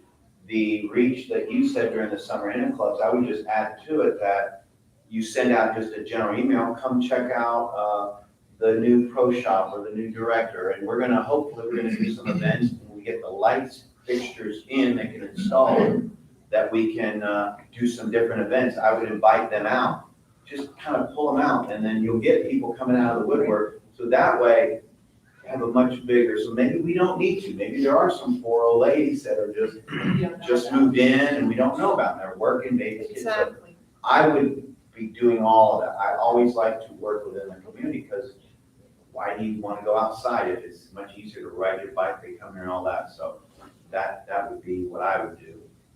And any other sources. So how many teams do we have now? Men and women. And that's another, Simple question. How many yeah, teams do we have? there's, 11? I think it's 11, I think it's, There are 2 women's teams and there are 9 men's teams. and the men's are 8. So 11. That doesn't count USTA though. Just doing that. Yes, How many, please. how many of these 11 teams play in events where prime court time is taken here? 4 of them. So only 4 teams play in prime We, time. they start the matches at 11 o'clock. And the reason is, it's the only way to accommodate the number of teams that are playing that day and stay within the parameters of the league's rules. So the Men's Suncoast League does not allow play to start later than 12:30. The Ladies Tri-Cities League does not allow play to start later than noon. And since our, playing hour and a half increment playing times run 8 to 9:30, 9:30 to 11, 11 to 12:30, the 2 ladies teams play at 11. And because of the excess men's teams bringing up the rear at 12:30, there's another men's team on Wednesday and Thursday that plays at 11, alternating with the ladies. And how many of these teams practice in prime time? They all do. Well, They all do. Sure. Well, but it's it's a little bit different, Ken, because I'm on a team, I book a court with the girls on my team. We're all residents, so we go into the reservation system and compete with every other resident to get our courts. It's not like we're getting special treatment or anything like that, and we call it practice, where we're just playing together. So Dave and I are gonna play in the match together, so we'll try to get a court together and just try to warm up. It's not unlike golf, where the Right. same people play the same time. Right, yeah. To this lady's point, you don't take that tee time because you know that those people play at the same time every Thursday morning at that time. So you stay away from it. It's just human nature. Just a reminder, supervisors, it is 1 o'clock. We're 30 minutes away from the 4-hour mark. And Cheryl only has about 10 minutes or so, she's got to leave. So a question I have for my fellow supervisors is, because I hear that the resolution doesn't say this, doesn't say that, does the resolution need to be tweaked and then brought back with those things that we've discussed added to it? And Well, specifically what? Practice times at none, during non-prime time. external for players. External for all players. And anything else? Number of practices, you want that? As long as it's not prime time, I don't think And number. number of practices. Well, I don't know. Yeah. In Well, season? We're looking at changing the rules, allowing non-residents to play in here for $150 per That was gonna be season. my last which has to be question. 100 The per fee is season. Can I still a finish? question for me. Well, there's the fee and then there's the league, No, I because can't finish. as defined, it doesn't define the time period. It could be a year. We've got 5 residents who are paying to play outside. That's the problem, I guess, we're trying to solve. Yes. Save them some money. And then they can bring their 4-0 friends in here to play for $150. We have a mechanism now that allows non-resident people to join our club. They become members, they have access to everything, including tennis. The mechanism exists. I don't know why we need to change the rules to affect that. And other clubs are changing their rules to get 4-0 players in for less than having to join the club. But we're not a club, we're an amenity. We have tennis courts that we pay for, we maintain, we provide for our residents' benefit. And with all due respect, it's turned into a club, which I don't necessarily oppose, by the way, don't get me wrong, Pat, because I think camaraderie and all that brings is a plus to the community. But there's got to be a line drawn somewhere that says it's still an amenity, and a lot of people can't get access to it. I've got more emails on this subject than I have, I think, with any other subject since I've been on the board. And the vast majority have been opposed to this because the biggest issue we have is getting court times. And to me, anything that takes court times away from an amenity from our residents, I don't think we should allow, especially when we're talking about changing it for 5 residents who may or may not come back when we change this. I just don't think it's necessary. So obviously you're voting no. I voted no before the public hearing at the last meeting, you Yes, weren't so you're here. voting no. I was the only no If vote. we haven't called it. Well, he's already indicated he's voting. I am. I was on record before, I haven't changed it. I just don't think it's appropriate. Okay, so you're holding discussion without a motion in a second. Do you want to make a motion? Do you want to make a motion in a second and then hold discussion? Sure. Okay, Well, then I'll just call the motion. We already have a motion, we have a resolution to you have pass. We a don't have a resolution, motion but there's now. no motion. If you want to make Why would I want to make a motion? Well, You don't necessarily have to, For the same reason I made one for to hold your last time, discussion. to move it forward. Okay. So, okay, I'll make a motion that we accept resolution, what's the number? 2023. 2023, 05? Is there a second? Amending. Okay, so we have a motion and we have a second. Now we can have discussion about it. And your motion was to accept it, My motion was to approve it. Approve it as written. to approve. Okay. Which has nothing to do with what my vote is, but I want to move Understand. it forward. Sure, just so we're clear. So, I'll even second it. okay. It was seconded. I second it all. So, I hear all your concerns, and your concerns, a lot of them are mine, but I add to that also the possibility of abuses that I think are gonna be haunting us as we move forward. It's still a big concern of mine. I have the same concern. And with all due respect to Dave, by the way, because I know, I don't imply anything by saying this, the Venetian having a championship 4.0 women's team would only add to Tennis Connection's glowing reports already. So. I can understand why you would encourage it, because you want people to play better and higher and more and all of that. Not my reasoning. No, please don't take it the wrong way. I mean, tomorrow there, yeah. That's fine. But it doesn't stop Dave reaching out and fielding a 4-0 team. What it does stop, if we say no, is bringing outsiders in to fill those slots.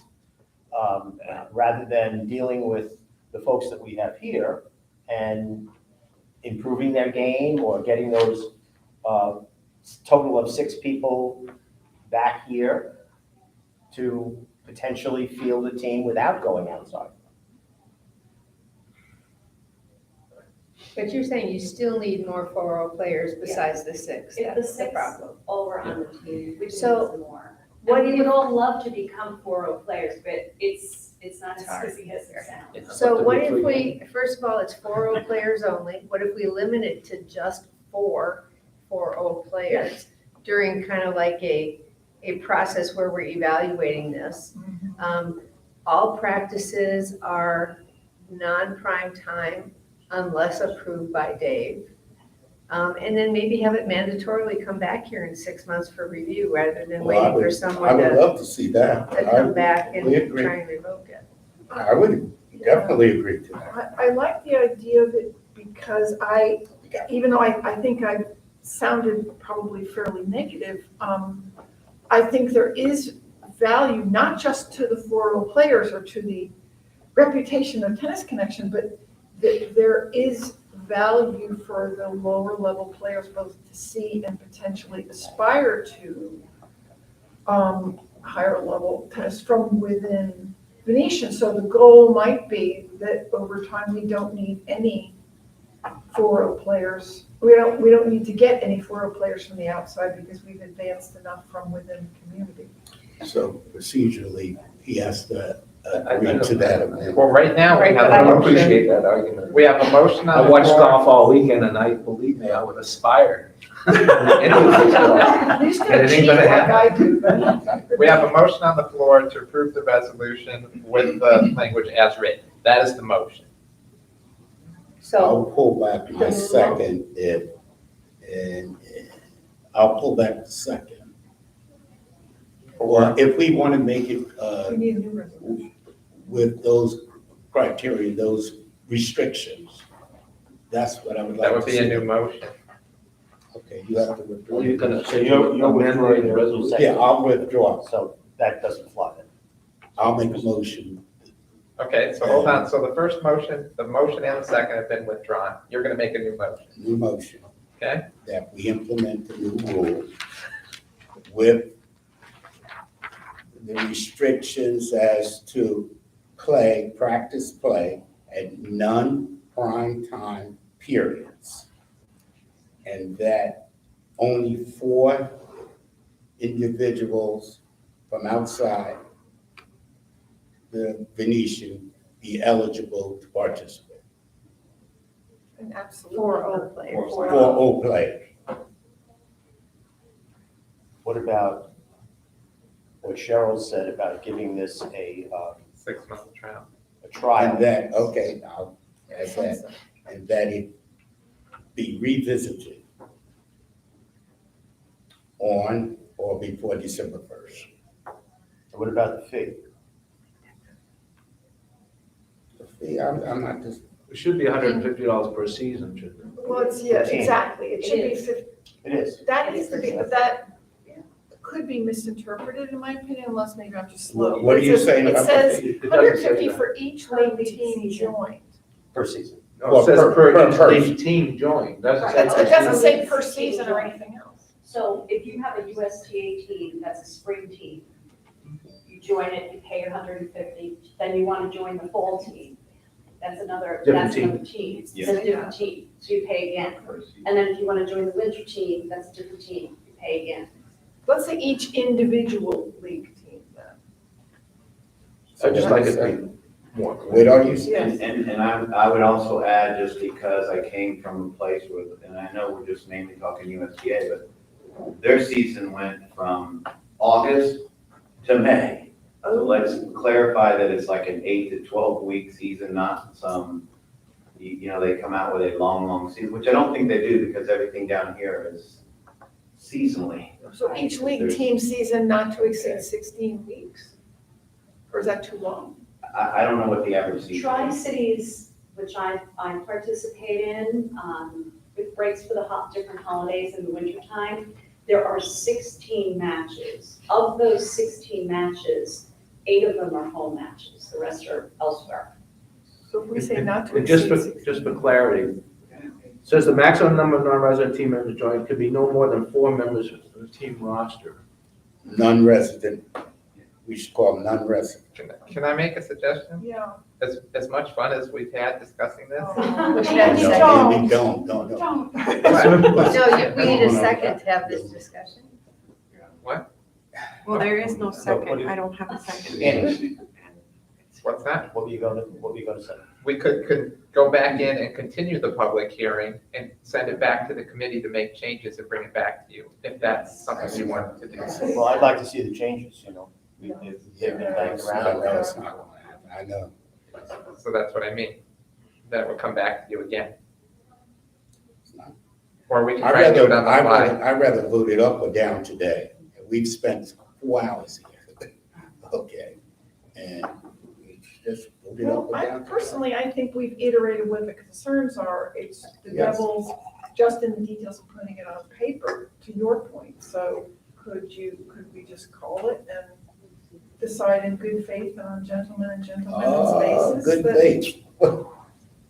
Well, we've addressed 4 specifics that need to be Yes. included. And those 4 right? specifics, those 4 specifics are 4 players, 4 players, That's all right. 4.0 players, 4.0 Yeah. players, 4 point non-prime non-resident time. players, External Right. 4-0 players only external. is what I think Cheryl's 4 working on. external 4 Yes, players. external. Practices, non-prime time. Non-prime time. Revisiting Revisit this in 6 and months. Or 12-1 is what, December 1st, revisit it on That's or fine. before. Right. on or before.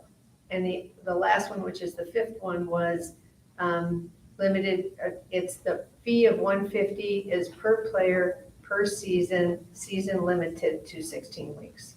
And Perfect. She said 18, the Tri-City, so I would extend it No, that's, to 18. I mean, whatever.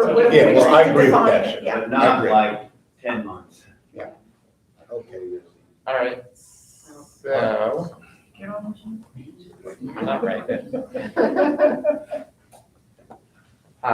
So where are we at in terms of motion? Did you make a motion? That's my motion. All right, so your motion is to approve resolution 2023-05 with the changes as referenced on the record. Yes. I'll second that. Okay. Any further discussion? Well, now that we've set a review date, I'm a little more comfortable than I was before. There you go. I just have one other question, and that is, how did you come up with $150? Based change. on, It is kind, I didn't hear that, it's kind of, it's So standard. industry standard. it's commonplace. Dave's had more experience and exposure to it than I have. So when our residents play elsewhere in a league, it's $150? No, it's not. It It's varies. all, it's all kinds of different things. It's less. They're Okay. all- That's all I needed to know, that's all I needed to know, I'm fine with this, I'm fine. Any further discussion? All in favor? Aye. All opposed? Nay. All right, Motion 4-1. carries. I apologize for my Thank you. early knowledge, I have an appointment. Should have made it for an hour Take us with you. Right, so the record shall indicate that Supervisor Carmen Serrano has left the meeting. with a coffee. We do have several other items to cover, supervisors. I'm not sure how everybody's doing time-wise. But we do have item number 5B next, which is the consideration of resolution 2023-06, amending the district's rules regarding fitness class usage. This is behind tab number 2 for your review, but we did provide a printed revised copy for your review with some changes. Andy, do you want to review the resolution with the board? Sure. The changes that I made are what was referenced at the beginning of the meeting. They were pointed out to me by the committee. Specifically made it apply to indoor classes.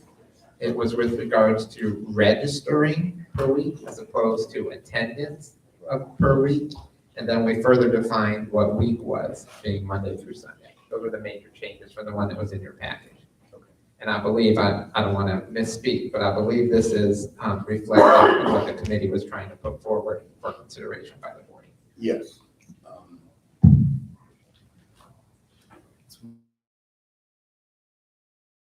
My motion for consideration. For approval of 2023-06? Yes. Is there a second? For purposes of discussion, I'll second that. Discussion? Okay, a couple points. In the fourth whereas,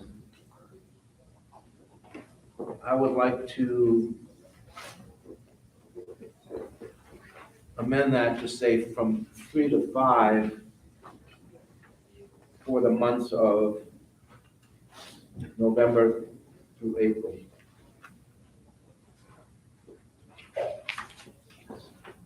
In other words, I don't want it November through April, no, the other way around. The other way around. Sorry. Yeah. May through October.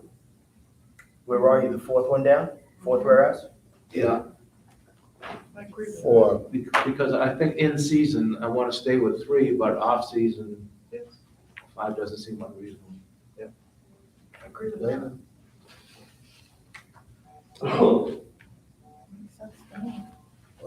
so you were saying it should remain as is, what we currently have.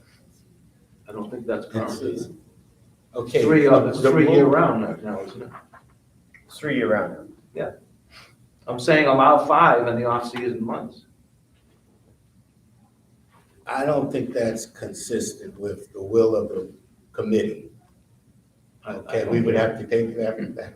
I have my committee chair lady there. Why does it have to be consistent with the will of the committee? That's why you have committees, to at least make certain recommendations, or you're wasting their time. So you're saying that the committee recommended, or you won't? Yes, Yes, that's what the committee recommends. I have the chair lady of the committee's present. She's been here all morning. Do you anticipate that this would require additional classes? No.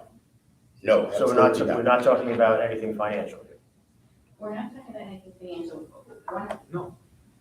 No more classes. No more It just classes. means Well, what more people won't get into the same well, ones. that, that we I sign up for wanted more that. classes. I just wanted that to be said. There's no proposal for increased classes, so there's no monetary impact on the community of this. I do want to let you know that I met with Jeff and Ken numerous times, and the budget for this fiscal year that we're currently in for class instruction was not calculated properly. It is a wrong number, it will not be achieved. It is significantly less than has ever been spent on class instruction, budget or actual, for years on end. And that's based on what was presented to the board last year. And Jeff and Ken and I met and said, we don't know how this number got pulled out of the air, but it just never was accurate. Okay. Next year will be accurate. Okay. I'd like to further amend section 1 to say the same thing during the months of May through October. By the way.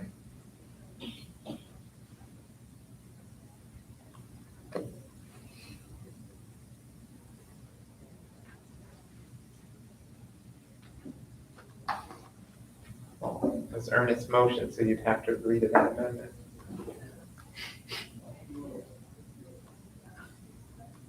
I didn't agree to his first motion, his first amendment. Right, that's what I Amendment. mean, to any of these amendments. I'm just Again, suggesting them as changes. restate your, I'm changing the fourth whereas in section 1 to limit from 3 to 5, the 5 for basically the off-season, May through October. So in season, it stays at 3, off-season, you're allowed to register for 5. that's completely against what, opposite to what was enacted by the committee. No, it's not completely the opposite. It could change. Nancy, do you understand what I'm suggesting? I understand what you're suggesting. What the committee discussed and recommended was an increase year-round from 3 to 5. Ken is suggesting that that be modified. You know, the committee didn't discuss an alternative. They didn't even consider it, off-season versus in-season? I would say it was discussed, and the preponderance of the committee wanted, it felt that 5 year-round was appropriate. So the foxes outvoted the hens and the hens? Yes. She got it. Yeah, okay, okay, I see what you're, okay, so you know what prompted all this? Yeah. The violations. Well, that's part of my problem with it, is that, But we changed it to 3 for a reason, because so many residents couldn't get into classes. So we said, let's change it to a limit of 3, so more residents can get into some of the classes. And I think the problem is primarily in season, because it's so much busier. It is. So Well, if there are you go to more off-season, 5 is fine. Okay, so, first of all, can I give you some facts? Go ahead, go ahead. With reference to this. First of all, don't assume so many people couldn't get into classes. You need to speak enough. You can't hear me? I think I'm Well, sorry. we're recording. So. Oh, sorry. Is this on? No.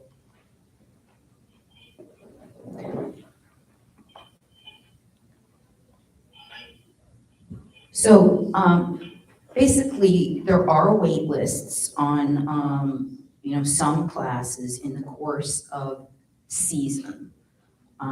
So generally during season, we get about 1,000 to 1,200 registrations in a month's time. So that means like if one person registered for 3 classes, each week or whatever, then that's 12 in this number. And we get about 400 registrations in off-season per month. Waitlist numbers in season were as high as 56 in the month. So, for the whole month.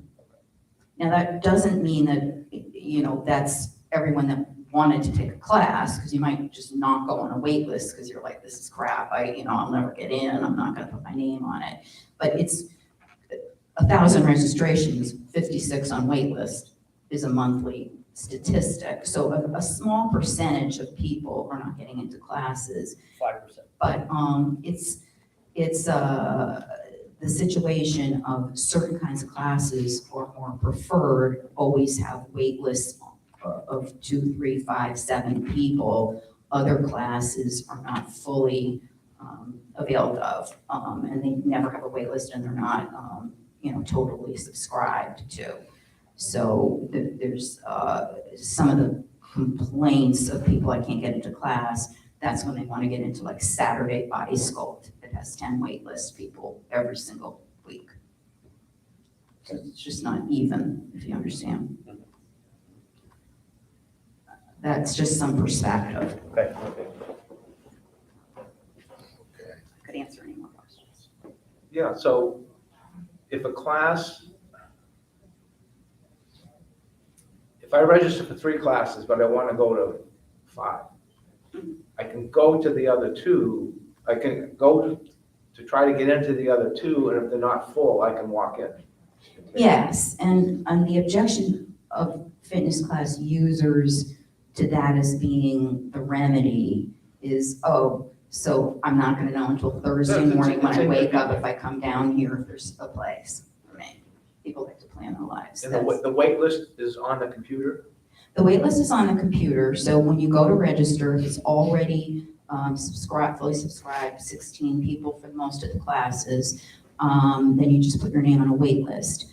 If people cancel in the course of the week, they go themselves into the computer up to 24 hours in advance, cancel, and the wait list automatically moves over, and they get an email from the system that So the next in line gets in.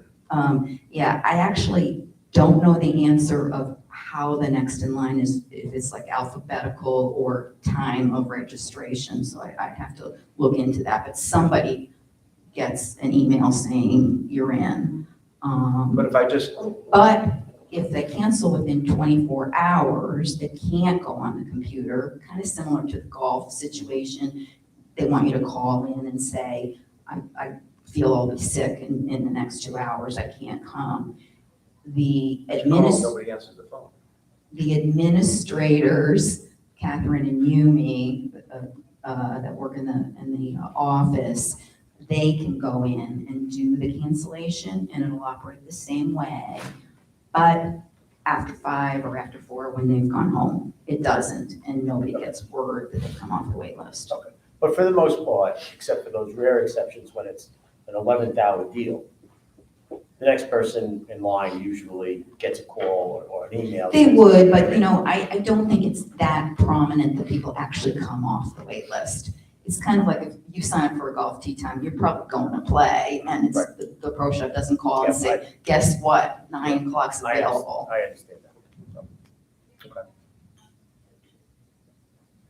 Any other questions? All right, so right now. So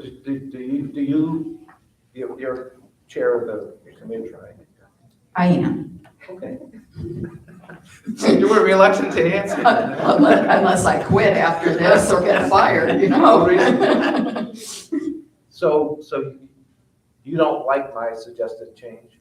Well, I understand what you're saying. I personally have a bit of a concern that the wait lists will get larger because you'll have, more people able to register for 5 classes, more people able to register for more classes, and therefore more people will be angry that they can't get into classes. So I do think that that's something that we're gonna have to keep an eye on, and if the wait lists start growing much Why would the more. wait list get larger? Because now 2 more people are gonna get in to every class.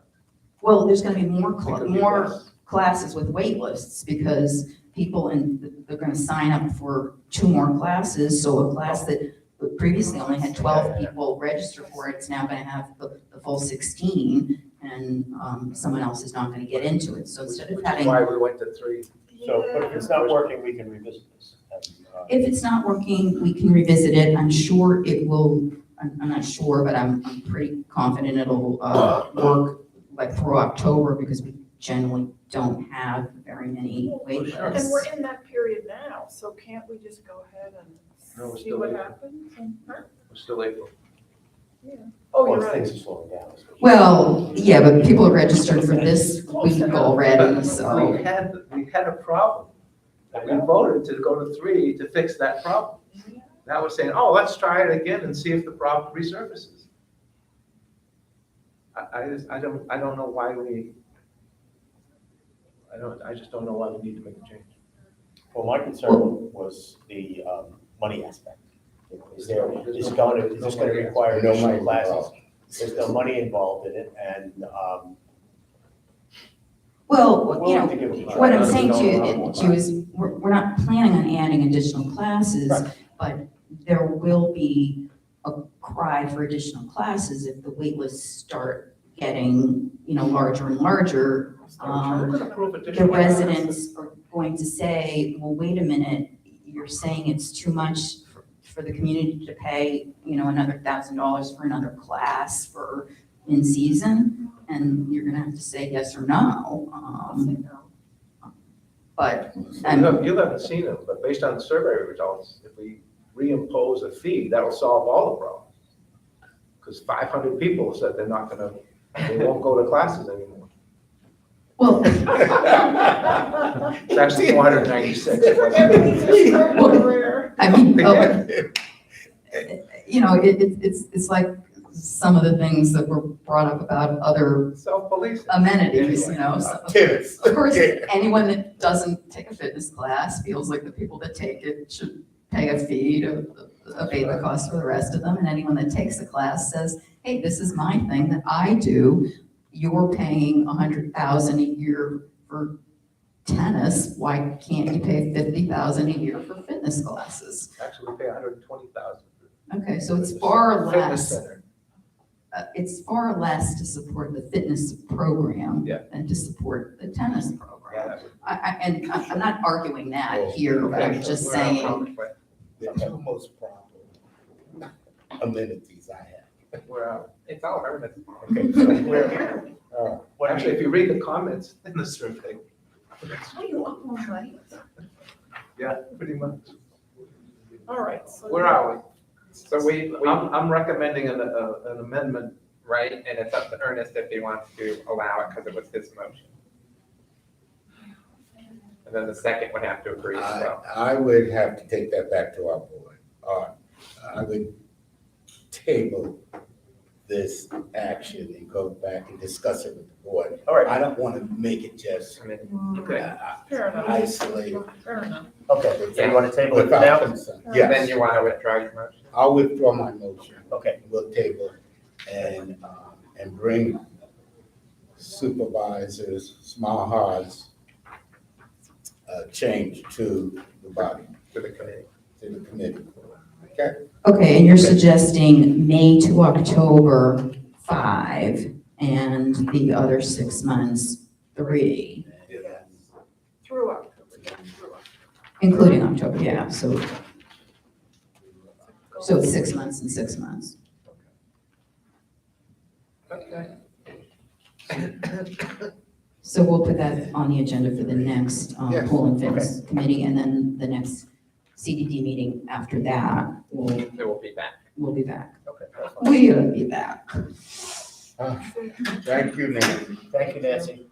Linda, sit we're here getting for towards 4 hours. the end of this. We're over the show. Well, we are at the 4-hour mark.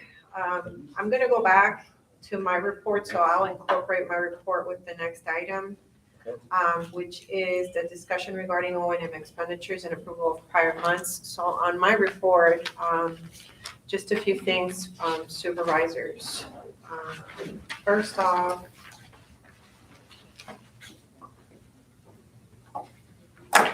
FEMA's response regarding the trees, Cheryl's not here, but I'll make sure to include this in my summary about adding the cost of the replacement trees to the damage inventory. The answer was no. Plantings are only eligible if they are part of the restoration of an eligible facility.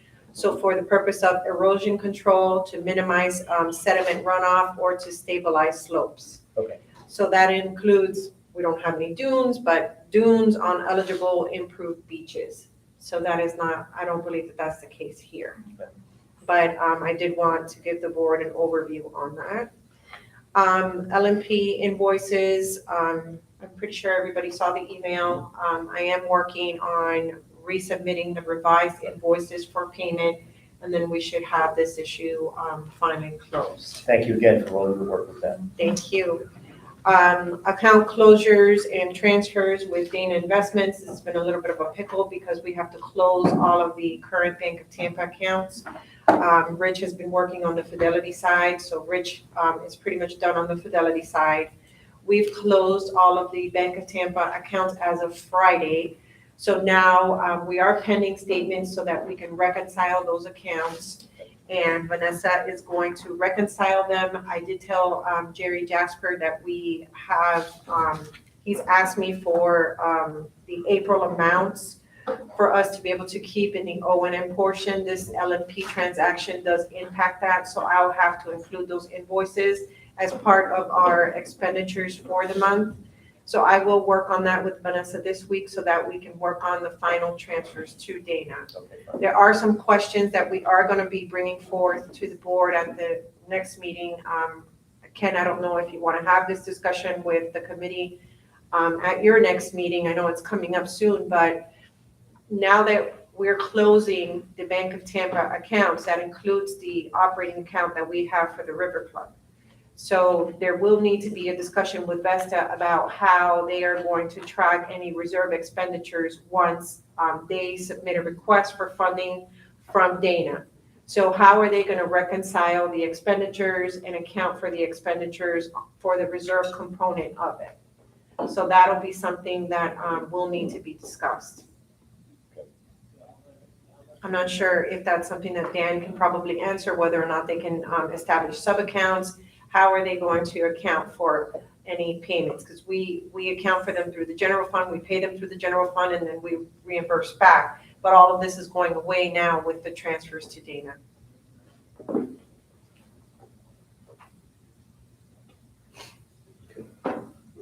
We have a meeting next Monday.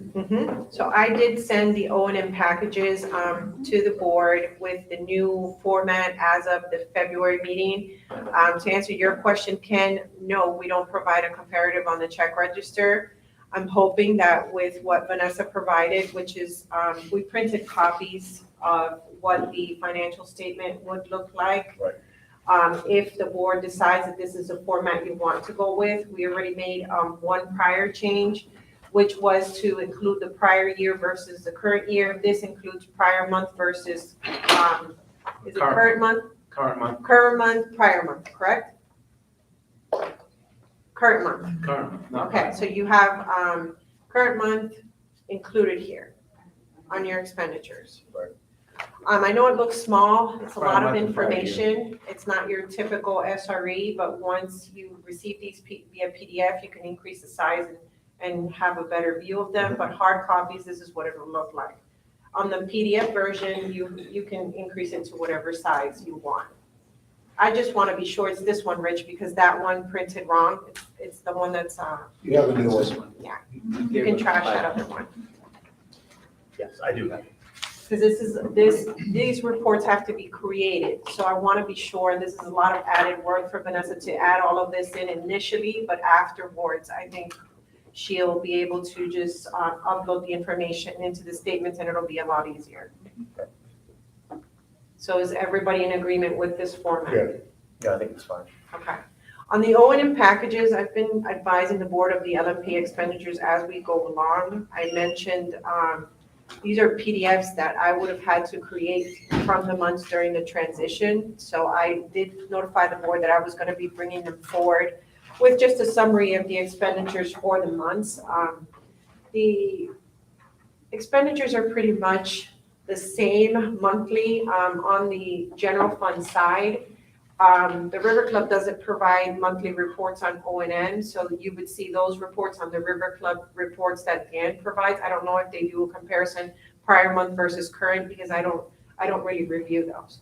So, going forward, I did mention, you have a choice to stay with the original O&M component of it, which is that huge PDF, versus when we issue your licenses, if you want to just be able to go in and view whatever information you want through the system. So it's a very hefty process because I did August through January myself in order to see how much documentation we have to upload in there. I'm not sure that everybody even reviews these PDFs in detail. So you can also ask me for whatever copies of invoices you want. To answer your questions, over the weekend, no, the LMP invoices are not duplicates. They're the same type of controller, just in 2 different locations. The question about the reclaimed water, that's irrigation. So we actually, during the dry season, your consumption is a lot higher because your pump systems are running. And it all depends on the wet check times, and you also have how many blocks right now? 2 blocks, right? Yeah, both blocks are running. So you have both blocks running, and keep in mind that our percentage is based on our contract. I think I gave you the percentage based on. I appreciate the seasonality. Yeah. But I was comparing it to last year to date. I think your pumpage is going to be different because you had a hurricane. So I don't think comparing this year to last year's consumption is realistic. You also have to keep in mind that you're a split percentage of 100. So it's not exact, you're paying the majority of the 100%, but the golf club also is on there as a total. So I think during budget season, what we can do is give you an overview of the 12 months consumption. I think that'll help for you to see the golf club's consumption report, because you only see the monthly invoice, you don't see the total. So it does vary given the amount of usage. So I think that's a big number. And the golf course is used a lot. But aren't they paying for that? They don't pay 100%. They pay 40%. Even if they use 60%? Even if they use 60%, the agreement is 40% of the total consumption, and there's a formula in the contract for that. So you have to keep that in mind. It's not that, they use $50,000 worth and they pay 100% of the 50,000. That's not the case. So there's a specific formula. And then you also had a question about, hang on. They keep phone bill twice. No, that's not a duplicate, but that does not pay duplicate bills. But No, it wasn't a duplicate. One was an auto, looks like we started an auto payment. It's and paid not. it the same month. So here's what it is, and hold on. We don't have to do that in this meeting. I do, but I want to tell you so that it's on record, so everybody gets to know what it is. The bill wasn't paid twice. It was entered as auto pay twice in January. One was reconciled, the other one was not. So she is removing the duplicate, but Frontier is on auto pay. So there's no duplication of payment. Does that make sense? She's removing the duplicate? The duplicate entry, but it's not that it was paid twice. Oh, okay. She just booked it twice. She booked it twice, but it was entered as auto pay twice in January. Okay, so on the O&M expenditures, again, if you want to continue to receive the 150-page PDF, we can do that. Or you can receive the check register. We can go back to the way the check register was before the new register, but not have all of the PDFs attached. And if you have specific questions to invoices, we can just send you those specific invoices. But the PDF in a normal month, and you gave us 6 months worth. Mhm. In a normal month, the PDF's only a few pages. No, It it's not. has all the bills It has all the attached. bills. No, it's not. Used to be No, pages. the one that you sent. I sent you that portion. I didn't send you all of the invoices attached. The Right. complete PDF is over 100 pages. No, but will we continue to get what you sent? Yes, but the February, if you noticed, it was different. February was the system-generated check register. Because what I sent was from the prior system, not existing. But the last thing you sent was just they had no detail. That is why you can go back to the other version. It's a downloaded portion where, I like the because other. the debit card There's no portion detail. of it is incorporated into that report. Well, it's there if you want. If you want the detail with all the invoices. I can Not all the invert back to invoices. the same way, if you'd like. Not all the invoices, just, it's like a 3 or 4 page. Okay, so I'll talk to Vanessa so that we can keep the old format and they can download it and make whatever changes they need to do on an Excel format, and then that is what we will present. Okay, fine. And if you want copies of invoices, all you have to do is let me know and I will send them to you. Okay. Are there any other questions about the O&M? The irrigation invoices from LMP, so I'm assuming it's due to the storm, but in the first 3 months, there were, 2,300, 1,400, 0. And then after the hurricane, it was like 5,800 and 11,000. So I'm kind of assuming it was damage from the hurricane. Yeah, do you remember Does the that- does detail that- that I provided the board? Yeah. I gave you all one sheet showing all of the expenses by totals. Irrigation was part of that. Okay. So if So you, they're in your, yes, so FEMA whatever report? was hurricane related, I separated into the hurricane expenditure line item. So when we reviewed the one page with all of the expenditures, anything that was irrigation was included there. Thank you. So the invoice number should be listed there. Okay, thank you. Any other questions? Nope. Okay. I'm good. All right, so as I mentioned, I'm going to process the remaining LMP invoices.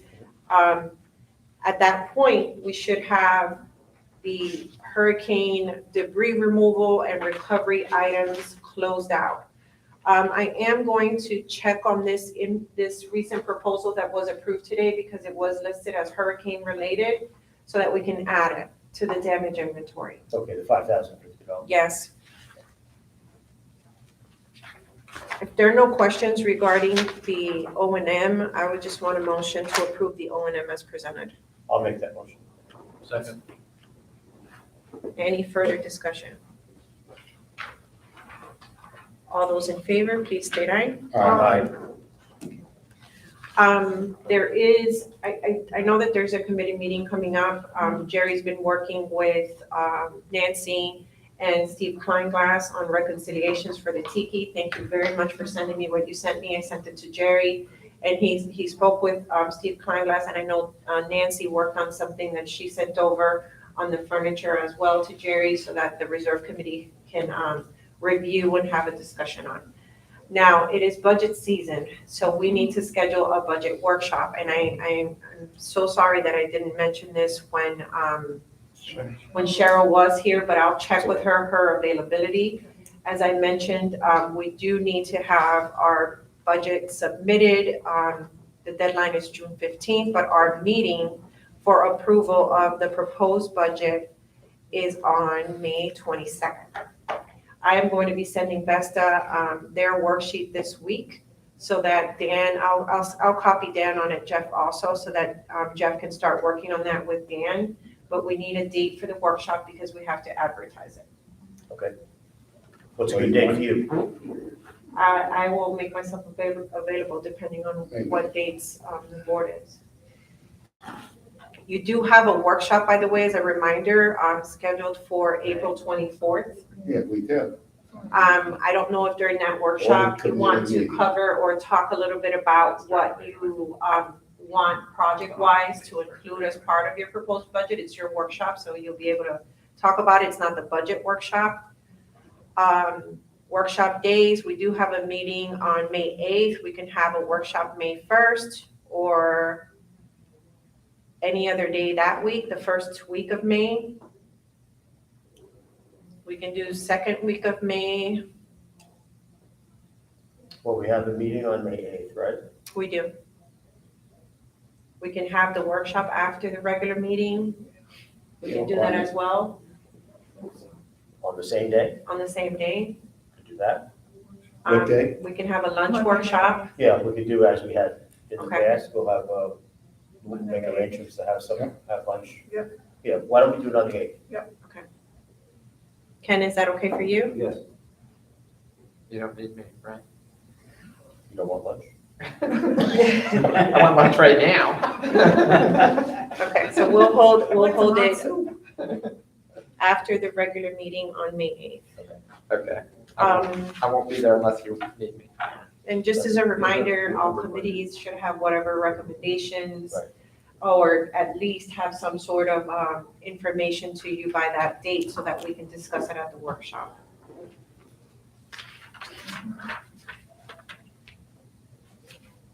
Any other questions? I'm good. So Belinda, then the budget, the budget, so that's the workshop, and then you said the 15th of June is when we have to submit the trim budget, is that right? We have to submit the trim So budget. then- That's the actual Just so- deadline. Okay, that is the dead, so then I'm clear then, or we're clear, the June. Yeah.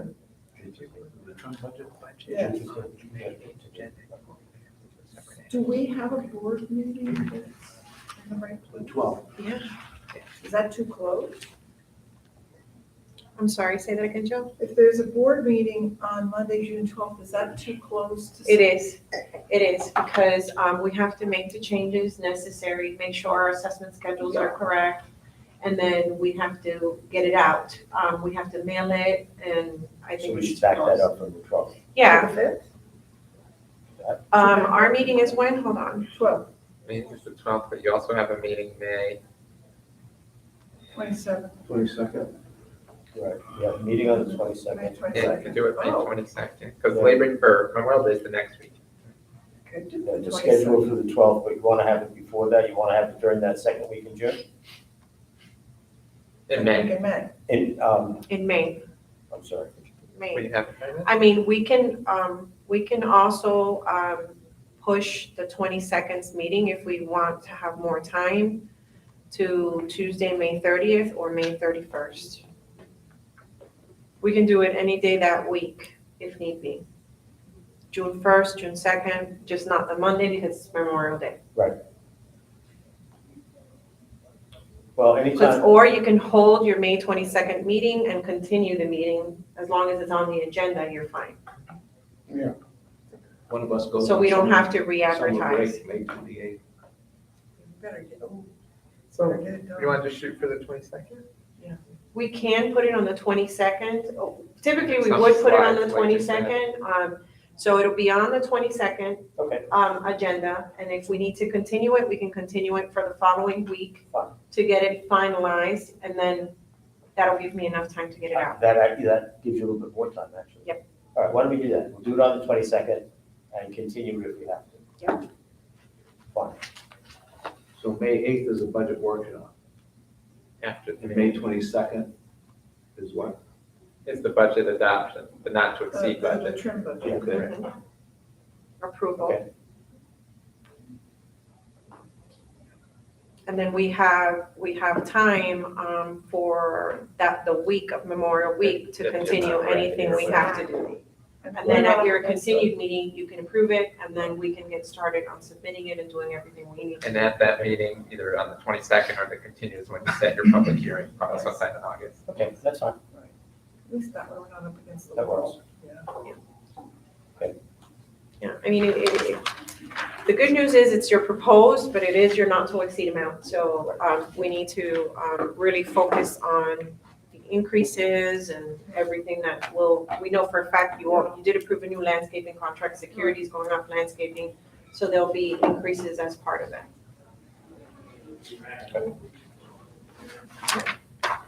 The next item on the agenda is item number 6A, which is the consideration of the minutes of the audit committee meeting held on March 13th, 2023. These are being presented for your acceptance. If there are no questions, we've been looking for a motion to accept. I'll make that motion. Second. Any further discussion?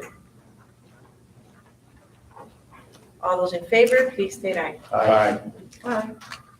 The next item on the agenda is the consideration of the minutes of the Board of Supervisors meeting held on March 13th, 2023. These are behind tab number 4 for your review. This would be a motion to approve. Motion to approve. So moved.